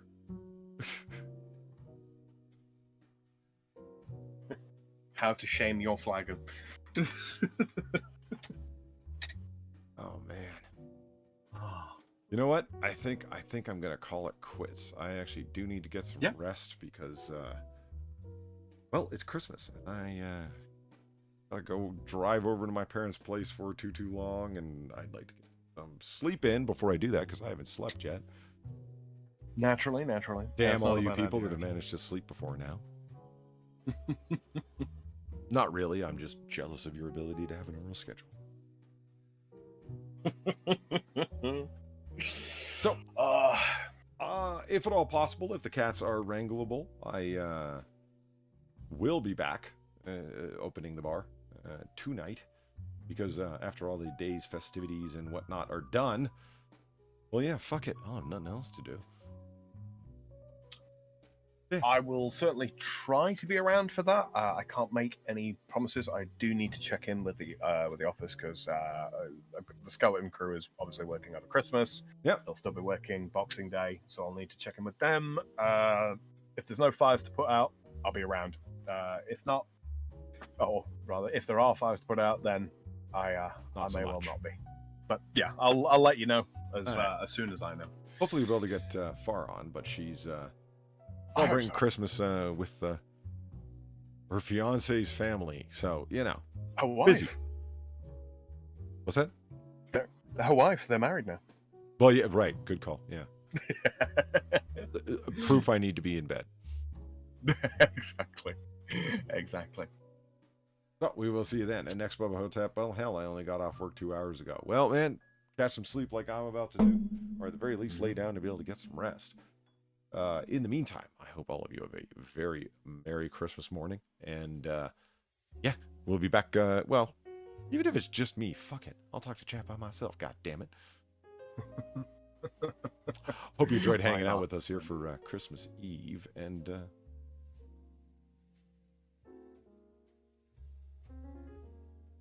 I got a little spiel I'm supposed to do at the end of the show because I'm super professional like that. Well, here we go. All right. Well, that brings us to the end of last call here at Noir Bar from the shadiest district of Noir City. I'd like to thank everyone for coming out tonight for our own little brand of 1940 booze-fueled banter, and it was tonight. I also need to go fall asleep to detox. Oh, I'd like to thank Sam for keeping me company at the bar. Always appreciate Sam. Always a pleasure. Oh, good man. Always a pleasure. And I'd like to finally thank all the generous people who tipped the bartender because, hey, time travel's expensive and I'm poor. So, it was nice having you here. it was actually fun hanging out on Christmas Eve. Oh yeah, and I got to wrap presents eventually too. Shit, I just remembered that. Fuck. Not all of them, just some. I got some left. I got to wrap. Yeah. Anyway, all right, I got to get around to that too.